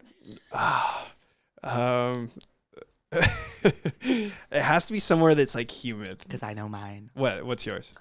My old apartment, when I was growing up in New York, we had this massive fucking AC in the living room. And I would just stand there on summer days and put my whole body in front of the AC and be like, wow, life is beautiful. See, I'm a fan of like the small AC units What? in hotels. No, like the ones that are like in the corner that are all white and you don't know what any of the buttons do, but they like pump a huge fan at you. Like What shape are they? they're those like white machines, I think, that are like, I don't know, they look like they're out of the 1920s. And they're always in like the corner of the room and they just pump AC out. Like I like that kind over the big central AC. I hate central AC. Yeah, it's terrible. You want to know what's diabolical? What? Central AC on an airplane. Oh yeah. Might as well crash. Yeah. Some of them have like the foam or the white like steam come out. Like Delta has that. Have you ever seen that? Delta has personable AC. I don't know if that's the word, but you can turn there's 3 knobs for 2 people, which I respect, and you can turn the knobs as much as you need. And they usually start once I'm like in another life, Dylan. Delta's pretty awesome. Are you a Delta boy? I've been converted. I've been converted too. Yeah. What's your status? Right now I am platinum medallion. Me too, and I'm about to be diamond. How? Like you're almost there? Like I have 2 more flights. Well, actually, 1 more flight. What do you get at diamond? I don't know. Me neither. I don't know, but I'm really excited. Actually, when we were on set for Samsung together, the girl who was doing, I think it was like nails and stuff, was like, I am Delta Diamond. And sometimes they like pick me up from the plane when I land. See, so like next time you're hard on yourself and ungrateful, just be like, I'm Delta Diamond. Like I have nothing to be sad about. Like Honestly, I guess. It's like it'll pick you up. What were you before Delta? United. And I've got the highest on that one. Oh, what's that? What's that about? It's called Platinum Premium. No, Premier Platinum. Okay, and why were you a United King? The most international flights, I'd say. You're fucking lying. I swear. Like United? Yeah, if you look up like most flights of any airlines, United's number 1, and they fly internationally like everywhere. Okay, so tell me why you switched to Delta. I didn't fully switch. I status matched, and now I'm in the Delta as well, so I'm getting both status. Okay, have you ever been to the Delta One Lounge? That's why I switched. It's incredible. It's pretty life-changing, dare You know I what I say. did on this last trip to Montauk was like, I went before and like got the meal at LAX. Then we landed Like at the Delta One restaurant? Yes, at the Delta What One. what meal did you get? Sushi. It was And how incredible. was? So good. Wow. It's such good sushi. What? Like this is why this last year is so cool to me. Like now, the fact that I know all this about first class flights. Right, like, I never knew it either. Exactly. I've been like slumming it in the back for so Right. long. That this is like the best perk in the world. Wait, so what's your age difference between you and Zach? 4.5 years. So there's a few that's times. not big at all. No, like we grew up together, but he was definitely like the older brother. So was it like, so when you were in like, so what age did he do High School Musical? Oh, early. Like he was probably 16 or 17. So you were 12. So you Yeah. showed up to school like, yeah, you know that movie you're watching? Yeah, I think I was probably a freshman in high school when High School Musical came out. Like I remember watching it with a few of my friends, like downstairs with my dad. Like, And did any of you like anticipate? no, not at all. But like the weirdest thing to say about it is like I had no idea anything in the movie industry. Like I knew my brother was going to be on a Disney show, so it was so exciting to me. Like to me, it was already my Super Bowl. The fact that it turned into something as big as it was, like it was already that big to me. So Right. like and then as far as like my brother, like I always looked up to him. Like when I was 12, he was 16 with muscles and stuff, like Right. working out. So I'm always like, how do you work out? And like he was teaching me that stuff. So like I always looked up to him. So then when everyone else started looking up to him, it was like, of course, it's my big brother. So Oh. that's kind of how it always felt. So Right. I was never surprised that he became what he is. That's crazy. Yeah. I love High School Musical. You know, I've never seen the third one. You have it? Mm-mm. The third one's awesome. I have this thing though where I always miss the third one in every movie series. Is it a thing that like you don't want it to end? Maybe because I never finished. Have you ever seen Friday Night Lights? Yeah. I've never seen the last episode of Friday Night Lights. I do the same thing. I get to the last episode and then I like don't want it to end and I just don't watch it. Like I did that with the Michael Jordan documentary. I did it with Stick, the one that just came out. Most series I don't watch the last You really episode. like sports, huh? I do. Yeah. What else do you watch? I just finished Mobland. Have you watched that? Mm-mm. Do you like Well, when I had COVID in 2021, I was addicted to the mafia. Like addicted. Like I watched all this mafia stuff. Like I was talking like a wise guy. Like I was like in it to win it. You start Mobland. It is so Scripted? but not over the top. Like my least favorite thing is when I always use Ozark as an example. I've never seen Ozark. Okay, well, don't. Like, Oh. So I use it as a negative. Like season 1 of Ozark, I'm excited and I'm like, this is a good show. Pretty soon, like second season, third season, it's like I can see the writers being like, let's like, all right, if the main character's in this position, this is what people will expect. This is what people won't expect. Let's do this, which no one would ever expect. It was Love that. super unrealistic. Oh, Like, okay. so it was just like so unrealistic. And it feels like they're just like a bunch of writers thinking of the craziest thing that could happen. That's like when I fall off of shows. So I fell off of Ozark big time. Mobland is the same way. Like you can never predict what's going to happen, but it feels realistic. Ooh. Okay, have you ever seen The Sopranos? No, I haven't. Seems like you would love it. I would. I've never seen it either. Have you ever seen Breaking Bad? Yeah. Well, the best. It's great. Incredible. But I could rewatch it. It's been... I'm rewatching Scandal right now, which I doubt you've seen. Mm-mm. Yeah, she nodded. Should I? Scandal will talk about unrealistic, but it will quite literally, like, when I watch Scandal, like, I'm like, I've never felt this way before about like I can't control like my feelings about the show. Like I like moan, I scream, I yell, like I can't like I've never like I can't describe to you how amazing it is. It's 7 seasons. It's a soap opera essentially about you kind of just got to watch. Who's the lead in it? Kerry Washington, Tony Okay. Goldwyn, Okay. and Scott Foley. All right, I'll watch it. I just finished Mobland in like 2 days, so I need something new. Oh my God, I'm gonna be sick thinking about it. Like every single night I've been watching Scandal and I just go to bed and I'm like, I know they've got me. They've got me. It's really that good. Like, and I think, have you ever seen Goodfellas? Yeah. Okay, well, that's the mafia movie I watched when I was sick.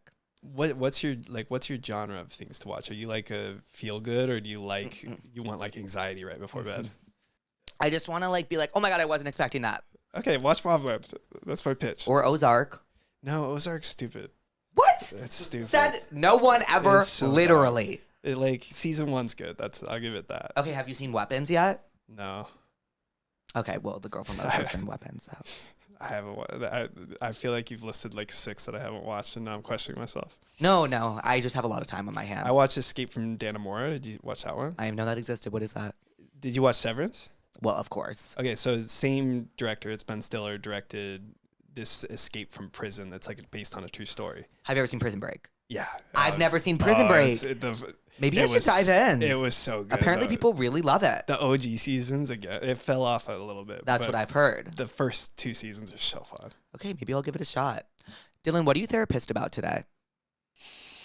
Like, what do I want to dive into?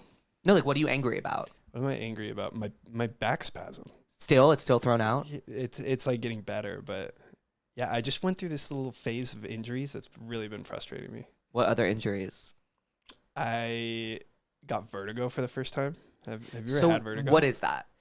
Because my dad says he has that, and I just don't believe my him. mom says she gets it, and it's one of those things that you don't believe. Like I always try to, like, as soon as I show up to my mom's house, I'm like, hey, let's go for a walk. It's like such an annoying little like thing I do, but I always want to get her out, and like it's more fun for me to catch up with her while we're doing something active. Right. So like I show up, let's go for a walk, and she's like, oh no, I have vertigo. Like right now, I don't want to. And it's like when you hear someone say that, you're just like, that sounds like an excuse. When I had vertigo, oh my God. What is it? The world feels like you're like about to fall over. Like I couldn't look at my phone because my phone was going like this. So like I was out walking Bowie. I'm walking down the hill and I was like, I'm gonna fall down. Like it looked like I was about like on the edge of a cliff, and I was just like swaying. And you can't go on your phone. No. So how do you fix it? It just went away. But it was so how weird. long were you not able to like go on electron? About a day and a half. I had Ooh. so many messages that I was just like tried to respond. I'm like, I can't. Isn't that the best feeling? One time I was away for 2 weeks and I got 2 texts. And I was like, I know people knew I was away, but I'm still really offended. Yeah, that was like traitors. Cool. Wait, you didn't get texts when you turn your phone on from traders? No, because we did, because they announced the cast while we're out there. So we hadn't had our phone for a full week. They announced the cast, so I opened my phone after not having it for a week, and then I was just flooded with messages. I was just like, oh, like that was an overload. It wasn't good feeling? No, I couldn't even look at the phone. I love an overload of messages. It's like on my birthday when I wake up. Yeah. Do you remember like your first birthday that like you had social media that you got like 100 or 1,000 messages? You know, it was back in the day of Facebook. Mm-hmm. So I think it must have been like my freshman year. And that was when everybody, I feel like, did you ever have a Facebook? I my freshman year, I started one. Okay. And that was the year. So if people that are watching don't know, before Instagram stories, people used to write on your Facebook wall to wish you a happy birthday. And it was, oh my God, I honestly bring it fucking back. I miss it so much. It was the most, and I was just like, I would open my computer and I would click the little world symbol of all my notifications and see everybody that wrote on my wall. Also, my favorite thing to ever announce on Facebook was when I got into USC and I said, USC class of 2022, and everybody commented. Yeah. Because I never got many likes on my profile picture change. Do you remember your first time ever having social media with your birthday? No, that was it. It was my freshman year of college, and it was like all of a sudden I got like 300 people. Maybe, I don't know, maybe that was that many, but like all my new college friends were like, happy birthday. I was just like, what is this? Like, how do they all know? And it's like, it was such a crazy Facebook tells feeling. you when it's your birthday. And I miss it. And you know what else I miss about Facebook? Events. Partyful, God love ya, it doesn't hit the same. It really does not hit the same. Facebook events were such a thing for me. Like when I got invited to an event on Facebook and I clicked going maybe or no, like it really... It's a dopamine rush. Not only that, it was also just like so much cleaner than a Partyful. Like a Partyful is like a little confusing. It's on my phone. Whereas Facebook was like, this is the event. This is the photo for said event. This is who's hosting the event. This is who's going. Whether you like it or not, we're going to tell you who's going. And these are the posts about the event. Does Partiful not show you who said yes You can- until you can- you Yeah, you do can click it yours? out. And yes, also yes. Yeah, that's annoying. Like, It's just annoying. Show me who's going. And If then I'll I'm make my invited, I decision. want to see. How am I supposed to know? Yeah.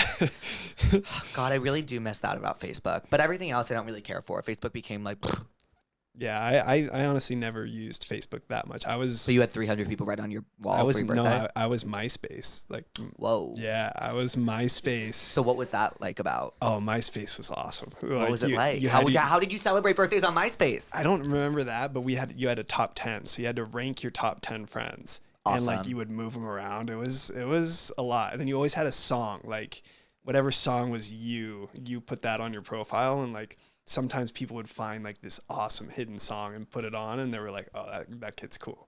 Wait, so what was your song?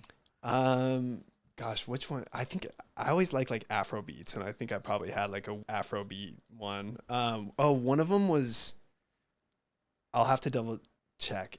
Oh, do you remember this song called like "Waving Flags" by? Something with a K. Yeah, he's like Yes. he's like I remember Waving Flag. It was like, yes, of course I remember that Waving was Flag. one of mine, I think. But maybe it wasn't even that song. It was like another song by him, and I thought it was so cool. Did you ever play like Wii as a kid? Yeah, I liked like the Like Guitar Hero? What was your Guitar Hero song? Ooh, Mine I was only Maps. played. I honestly sucked at Guitar Hero. Me Were you too. good? No, of I was course like not. I was medium level. Yeah, I was really bad, but I played Maps a lot. I don't even know what that is. Maps. Oh, They the don't love song. you like I love you. Way. Yes. Yes, that one. I did. The best one. The best one I was at was Beatles Rock Band. I never had that. Uh, Rock band. yeah. Oh my god. And I was the drummer. Like that. I was like, damn, I'm actually good at something. I could do like expert level at Right. drumming the Beatles. Did you ever play any like world games online, like Oh my god. Oh, okay, you're older than me. So no Moshi Monsters, no Webkins, no Pop Tropica. So what, like Club Penguin ever? Are these computer games like? Whoa, yeah. No. What were God, your computer you would games? laugh at the ones we played. Like What, this like is- Oregon Trail, where they all like died? No, they were like, I wish I could look this up because it's a deep cut. But there was one that you had a little icon. It was called like Bless you. Hoovles or something. Weevil. I gotta look it up. Well, I'll follow up with this. But it was literally like a shitty little icon, and then you could go like tap around the world. It was one of the worst games I've ever seen. But Oh, it was everybody fun for played you it. at the time? Yeah, because it was like computers. I saw like a mouse and was like using my mouse and clicking around. Okay. You could do some like bad stuff in the game. So question, so what year were you a freshman in high school? 2007, 2008? 2011 would have been my freshman year. Okay, so when you were at a party and people were playing music, how did they play music? Like, was it through an iPod or a phone? Yeah, probably Actually, actually an iPod. Yeah, Yeah. iPod or phone by then, I think. But like I didn't have an iPhone back then. It was Right. like, yeah, I had a random Samsung. oh, you did? Yeah. Okay. It's come full circle. Okay. This episode of Therapuss is brought to you by Booking.com.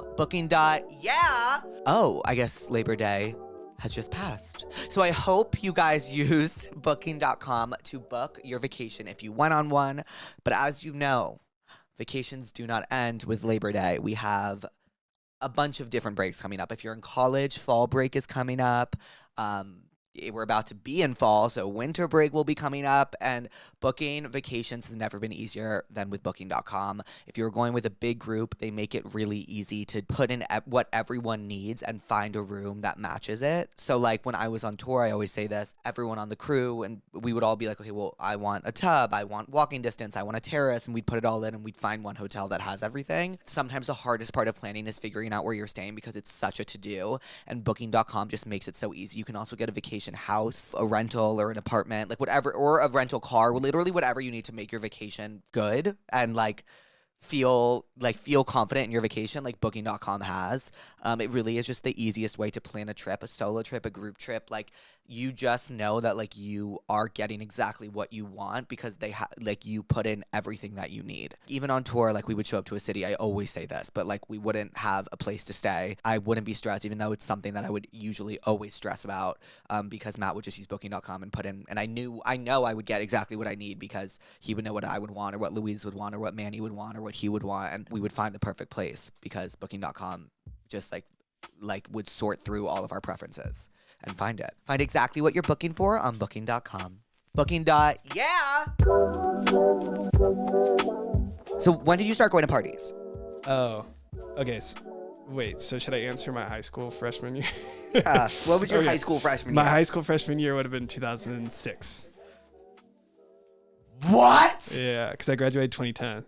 Okay, so when you went to parties in high school, what did you listen to music on? iPods? God, I didn't get my first iPod, and it wasn't an iPod. It was a Rio, and it probably held like 300 songs, and that was probably my sophomore year of high school. But is that what you used to play music at parties? So what was it, just like the radio? iPods. Damn, you're aging me. Well, it would I'm have just been, curious. yeah, it probably would have been, God, like a computer. I think it would have been like a computer with a stereo setup. So you can't even hear that. Yeah, I don't know. Right? Man, that was Like, a long time ago. Luckily, I don't know. mhm. What was your favorite year of high school and what was your favorite year of college? Favorite year of of high school was definitely my senior year. I didn't want it to end. Like it was What? incredible. You didn't want high school to end? No, I loved it. I'm still friends with all those friends. I had like 4 periods of class, and I pretty much like I made the tennis team, and I was like, you know what? Like I don't want to play tennis. I just want to like hang out with my friends. And it was like the year that I finally like stopped playing. No, I was still playing soccer, but I was like, I want to take this time to just like hang with my friends as much as possible. So that year was special. Then we all went to college and stuff. So like, what would you do every day that was so special and fun? Honestly, just hang it. Like, my friends are awesome. Like, my 2 closest friends are these crazy twins, and we would literally just like get into nature and do crazy things. And like, they were always dragging me along. So we were always like road tripping to a random river to cliff jump, or like we'd go to Death Valley just because we heard it was hot and like want to go hike. Yeah, like so we were always either just at someone's house playing video games or like out on a road trip. Let me ask you. You wanted to go to Death Valley because you heard it was hot. Yeah. You get to Death Valley. What do you do? It was so hot. So, We went on such a hot day. but what do you do? Like, you just like, that's what I always ask about nature.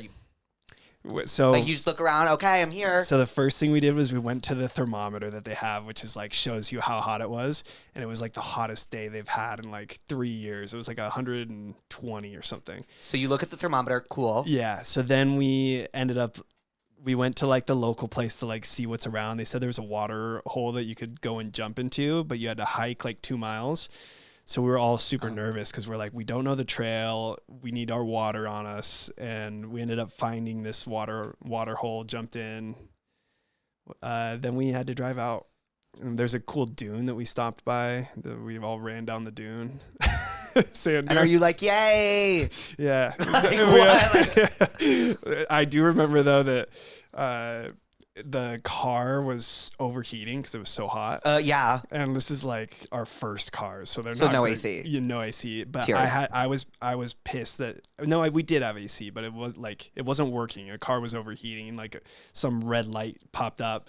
So I was pissed that I had to drive again. And I was like, I don't want to drive. My friends were like, dude, it's your turn, blah blah blah. So then But you said drive again. yeah, we like took turns. So Okay, like, got it, the got other it, got people are it. sleeping in the back. Got it. I'm driving, and the light turns on. So I was like, guys, we can't use the AC. So I put the child lock on the door. So we were just baking in the car, like no AC, baking.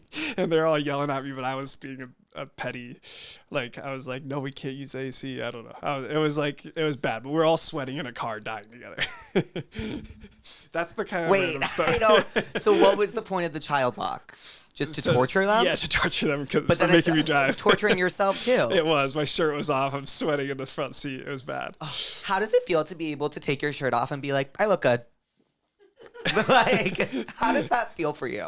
Because like when I take my shirt off, I'm like, oh, like I'm fidgeting with my boobs. Like I like feeling up on myself. I'm like, oh, like I don't like. I went to a watering hole. Speaking of the other day in Oregon, and I was like, see, you understand it. no, I don't. I was sitting there like.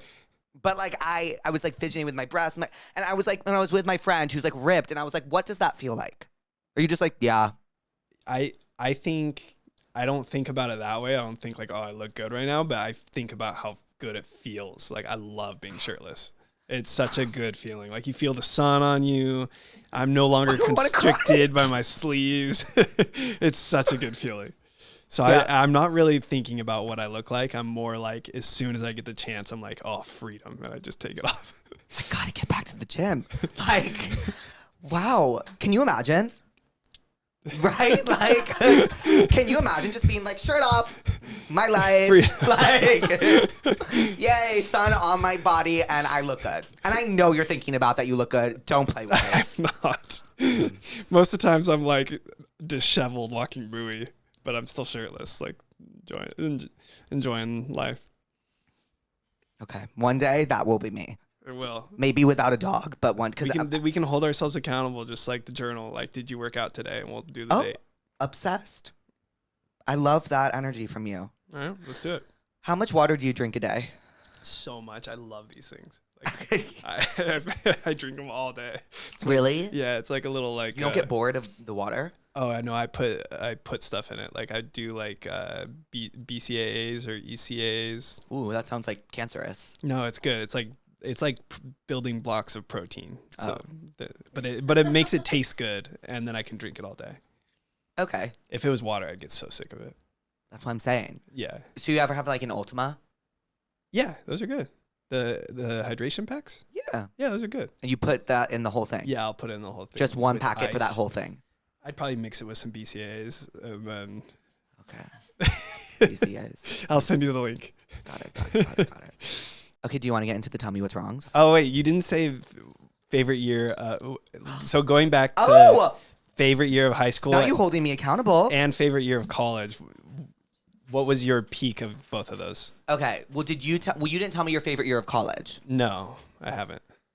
My favorite year was, again, the last one. Okay, so my favorite year of high school was either when it ended or probably my sophomore year. I had a lot of fun my sophomore year. That's when I started drinking for the first time. It's when I started smoking weed.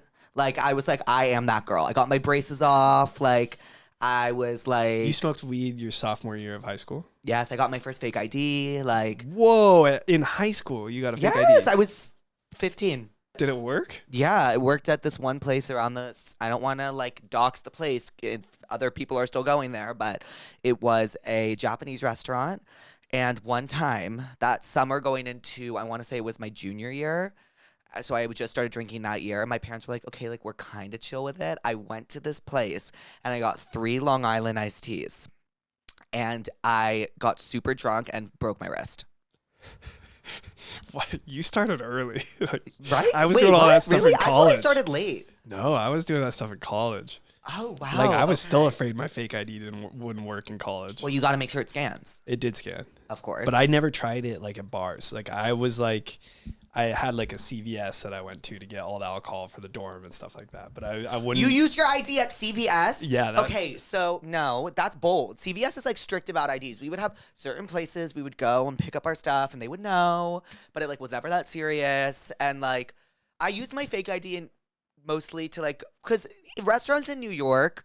Okay, so the nicer you go, the less they care about how old you are because they want to make you feel comfortable, is what I was always told. So if I ever saved up enough money and we went out to a nice restaurant, they would be super chill about it. But then, like, so I don't know. I've only got my ID taken, like, twice.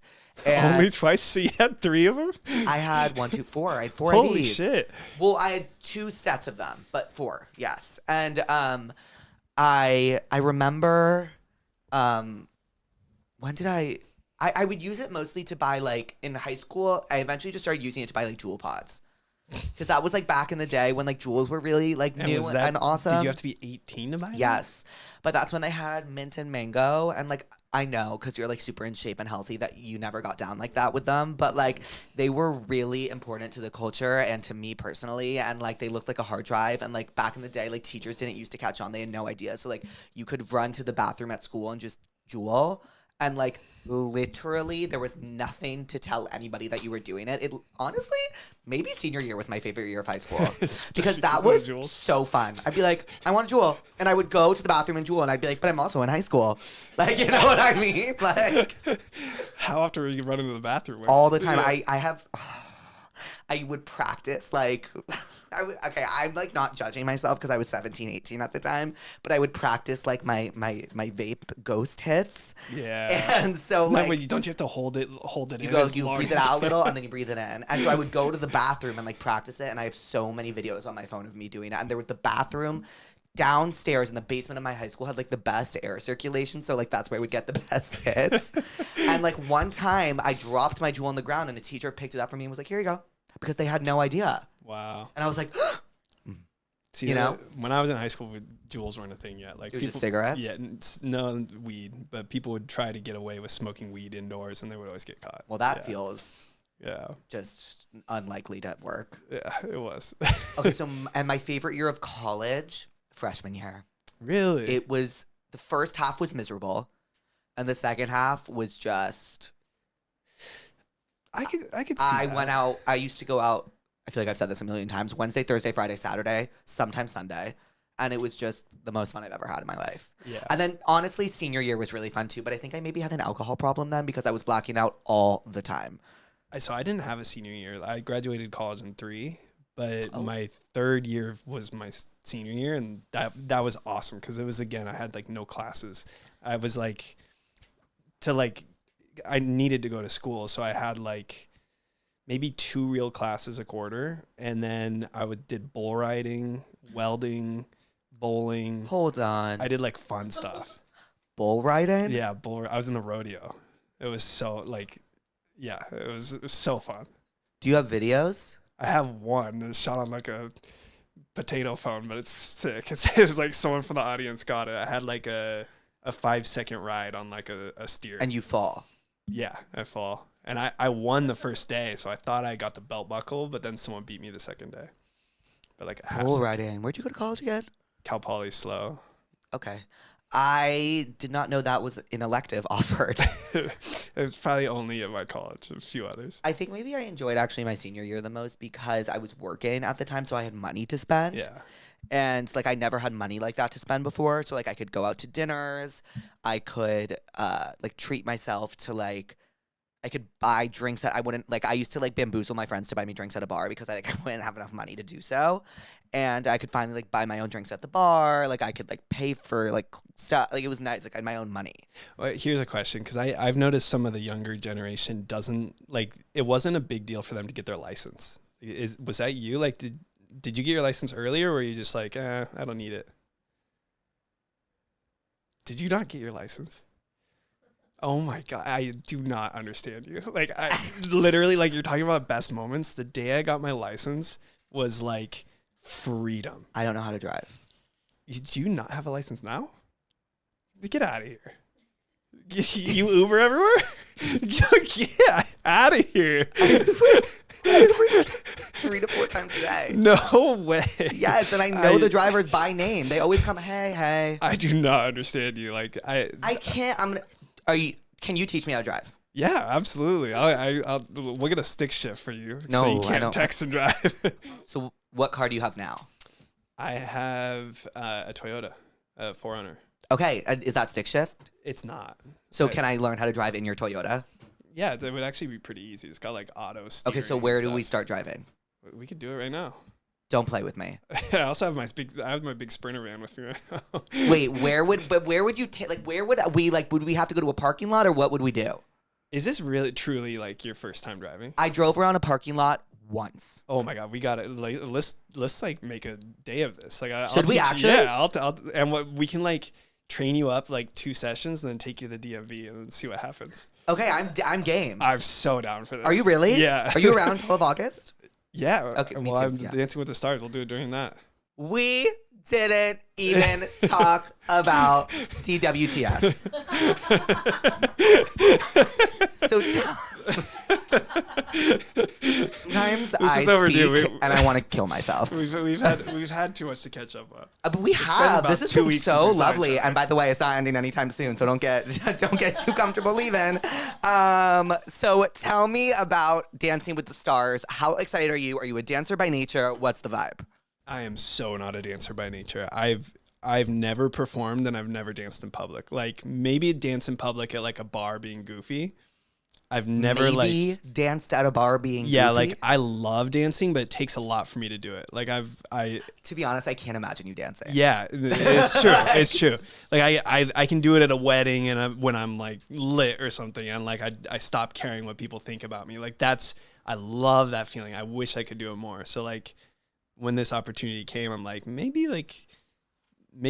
this will make me dance more, which would make me happier. Like that's what I'm excited to take out of this is like, I love learning new things. I'm going to love learning dancing, but I've never learned. I'm so excited for you. I can't wait to see it. I think we'll see. I'm excited. I have no idea how my rhythm is. I have no idea anything. When do you start practicing? Like soon, like probably, I think it's getting announced Today. Yeah, today. And so soon, like 2 weeks. 2 weeks? Yeah. Okay, and so did it take convincing for you to do this, or were you just like, yeah, let's do it? Yes, I did have to get convinced. I had a dinner with the casting department and they told me about it, and it was the way they spoke about this show was really, it was like, it's like their baby, and they like really love this show. They say that it's like, I don't know, you could tell when you see someone that's passionate about something, it makes you want to be involved. And like everyone that's been on the show says it's one of those memories they'll cherish their whole life. So it's like they did a really damn good job of selling it to me. Wasn't Gabby on it? Yeah. And Did you talk to her about it? I want to talk to her more, but when we were in Traders, I was talking to her about it because all like three of the girls on the cast all were Dancing with the Stars. Like Chriselle did it. Yeah, Nikki did it. Okay, so, but you were saying like you don't like it takes you a while to dance because you don't like what people like. You are conscious of what people think of you. Yeah, So and do you have anxiety?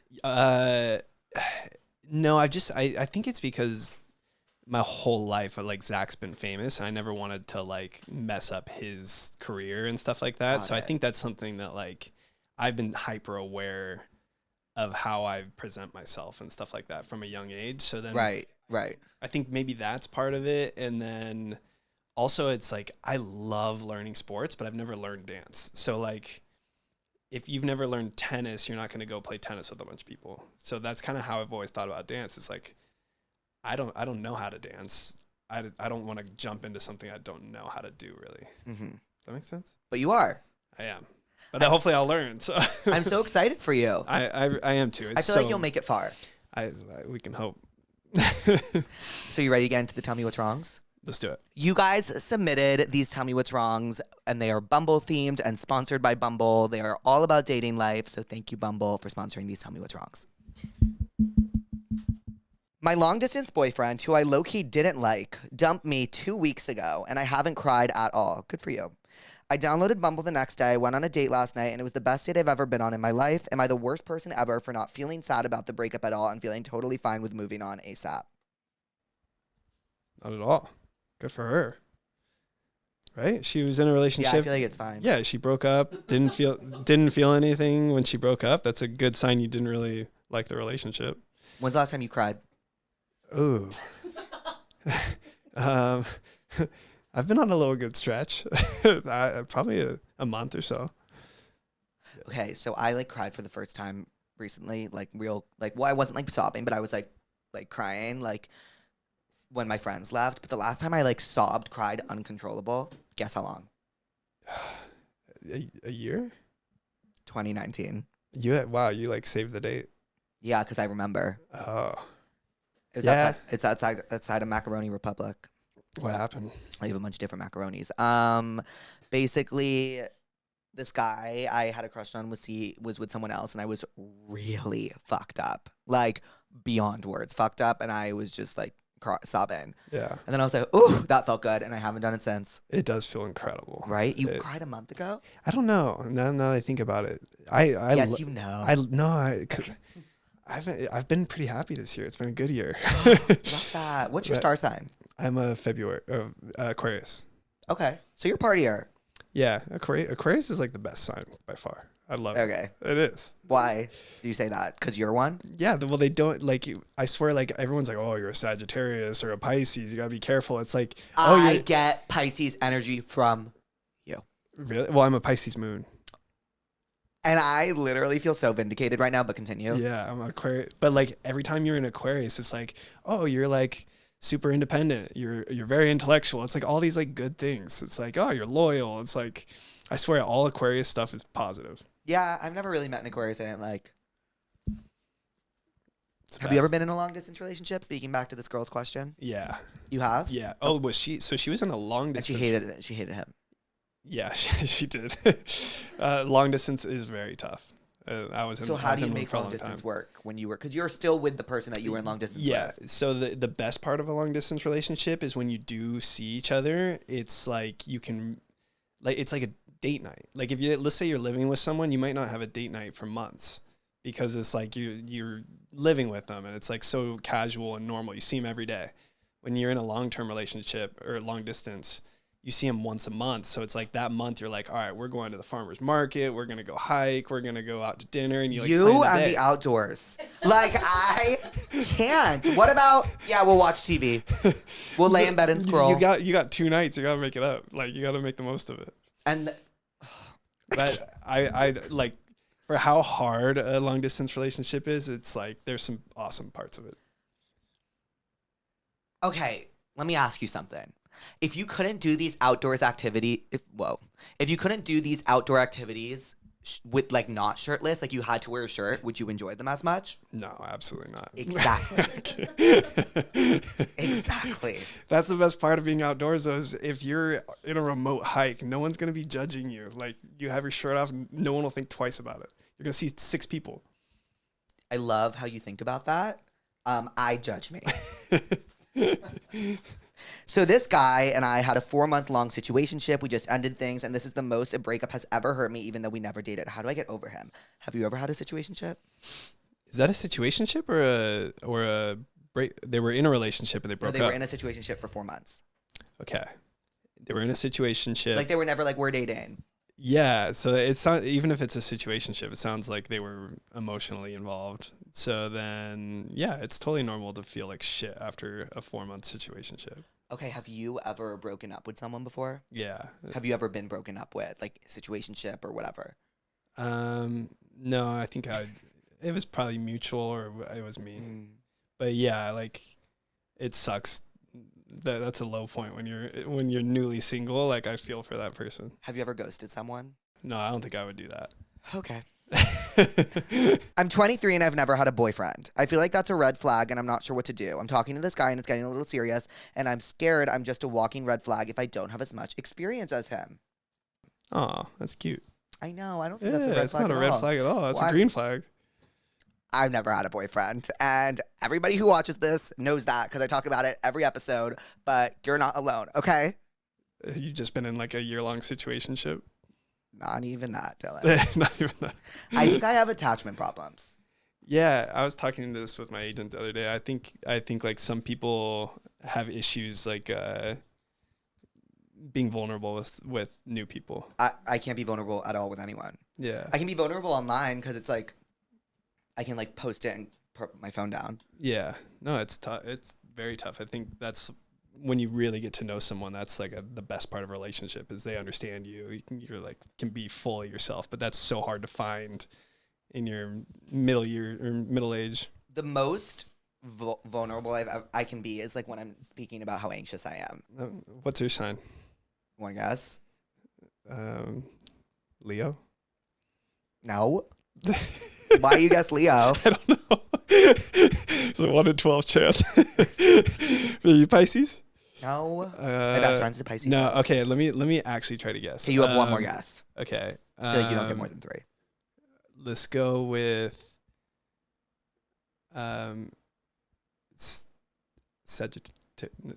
Aries. Scorpio. Scorpio. I got the Gemini S. rising, Gemini moon. I wish I knew what all What's that your meant. rising? But you know you're a Pisces moon. Yeah, I'm a What's Pisces your rising? moon. How do you know the rising? Your birth time, same as moon. I thought that had to do with the moon. So I'm What? all I know is Aquarius and Pisces. You got to figure out what your rising is. 'Kay. I would guess that you're like a Pisces rising too, It could be. or like a Libra rising. I was Don't also you get so Libra vibes from him? I was a C-section baby though. Does that matter? No. No. Why would that matter with your? Yeah. Because, Oh, I'm so sorry. I'm such a bitch. Because it is like it's like it's like I gotta choose my time, like my rising, Oh, right? So does it even? I'm so sorry for my initial dismay. Yeah. I was really just confused as to how it would. You know what a translate. C-section is, right? No, I know what a C-section is. You were a C-section baby? I was. Do you know what's the vibe of that? My mom has a scar from me. Did she ever like talk about it? No, I think it was pretty chill. Okay. Yeah, but yeah, I don't have any of the stories. I got stuck halfway out or anything. I went down the birth canal and then I swam back up. So my mom was in labor with me for 48 hours. Yeah, I mean, like, is that That's just not tough. so telling? that's Like, tough. I'm like, I don't want to do it. I've been single for so long that heartbreak songs literally leave my mind blank. Like, my lore has fucking expired. I'm sick. Help. I mean, I've also been single forever, and the only thing that I find to be helpful is getting on a dating app like Bumble. Yeah, I think that's great. What music are you listening to right now? I still do like Burna Boy is probably my favorite. I'm all over the place. Like I like Harry Styles and that style. A lot of rap and like UK rap. Then I also just love like guitar and country, like acoustic, good vocals. Like I love all that stuff. I like country, but only when a girl sings it. It depends on the girl. You listen to Megan Maroney? No. Gotta get into Megan I bet Maroney. you it's one of those ones where I know her songs, but I don't listen. Like Tennessee Orange? I know Tennessee Whiskey. That's Chris Stapleton. Well, yeah. Well, I didn't know that actually. I don't know why I said well, yes. Well, Dylan, what did we learn today? We learned that you don't have a license, which is I probably knew you the were most going to say that, by the atrocious way. thing And in by the way, I world. knew you were going to say that. But it's great because now we have something to do. Like we're gonna. Do you actually want to teach me how to drive? I actually do. Don't mess and we'll around. record it so people can see this because it's gonna be ridiculous. Wait, I'm actually down. I'm here all of August, just like you were, because I remember you said that you were. Yep. Well, I learned that. What did I learn? You love nature I do. a lot, but I guess I already knew that. Well, Dylan, thanks for coming on. Thank you so much for having me. Love you. Love you. Okay. Wait. Do you want to give a little bye, pussies?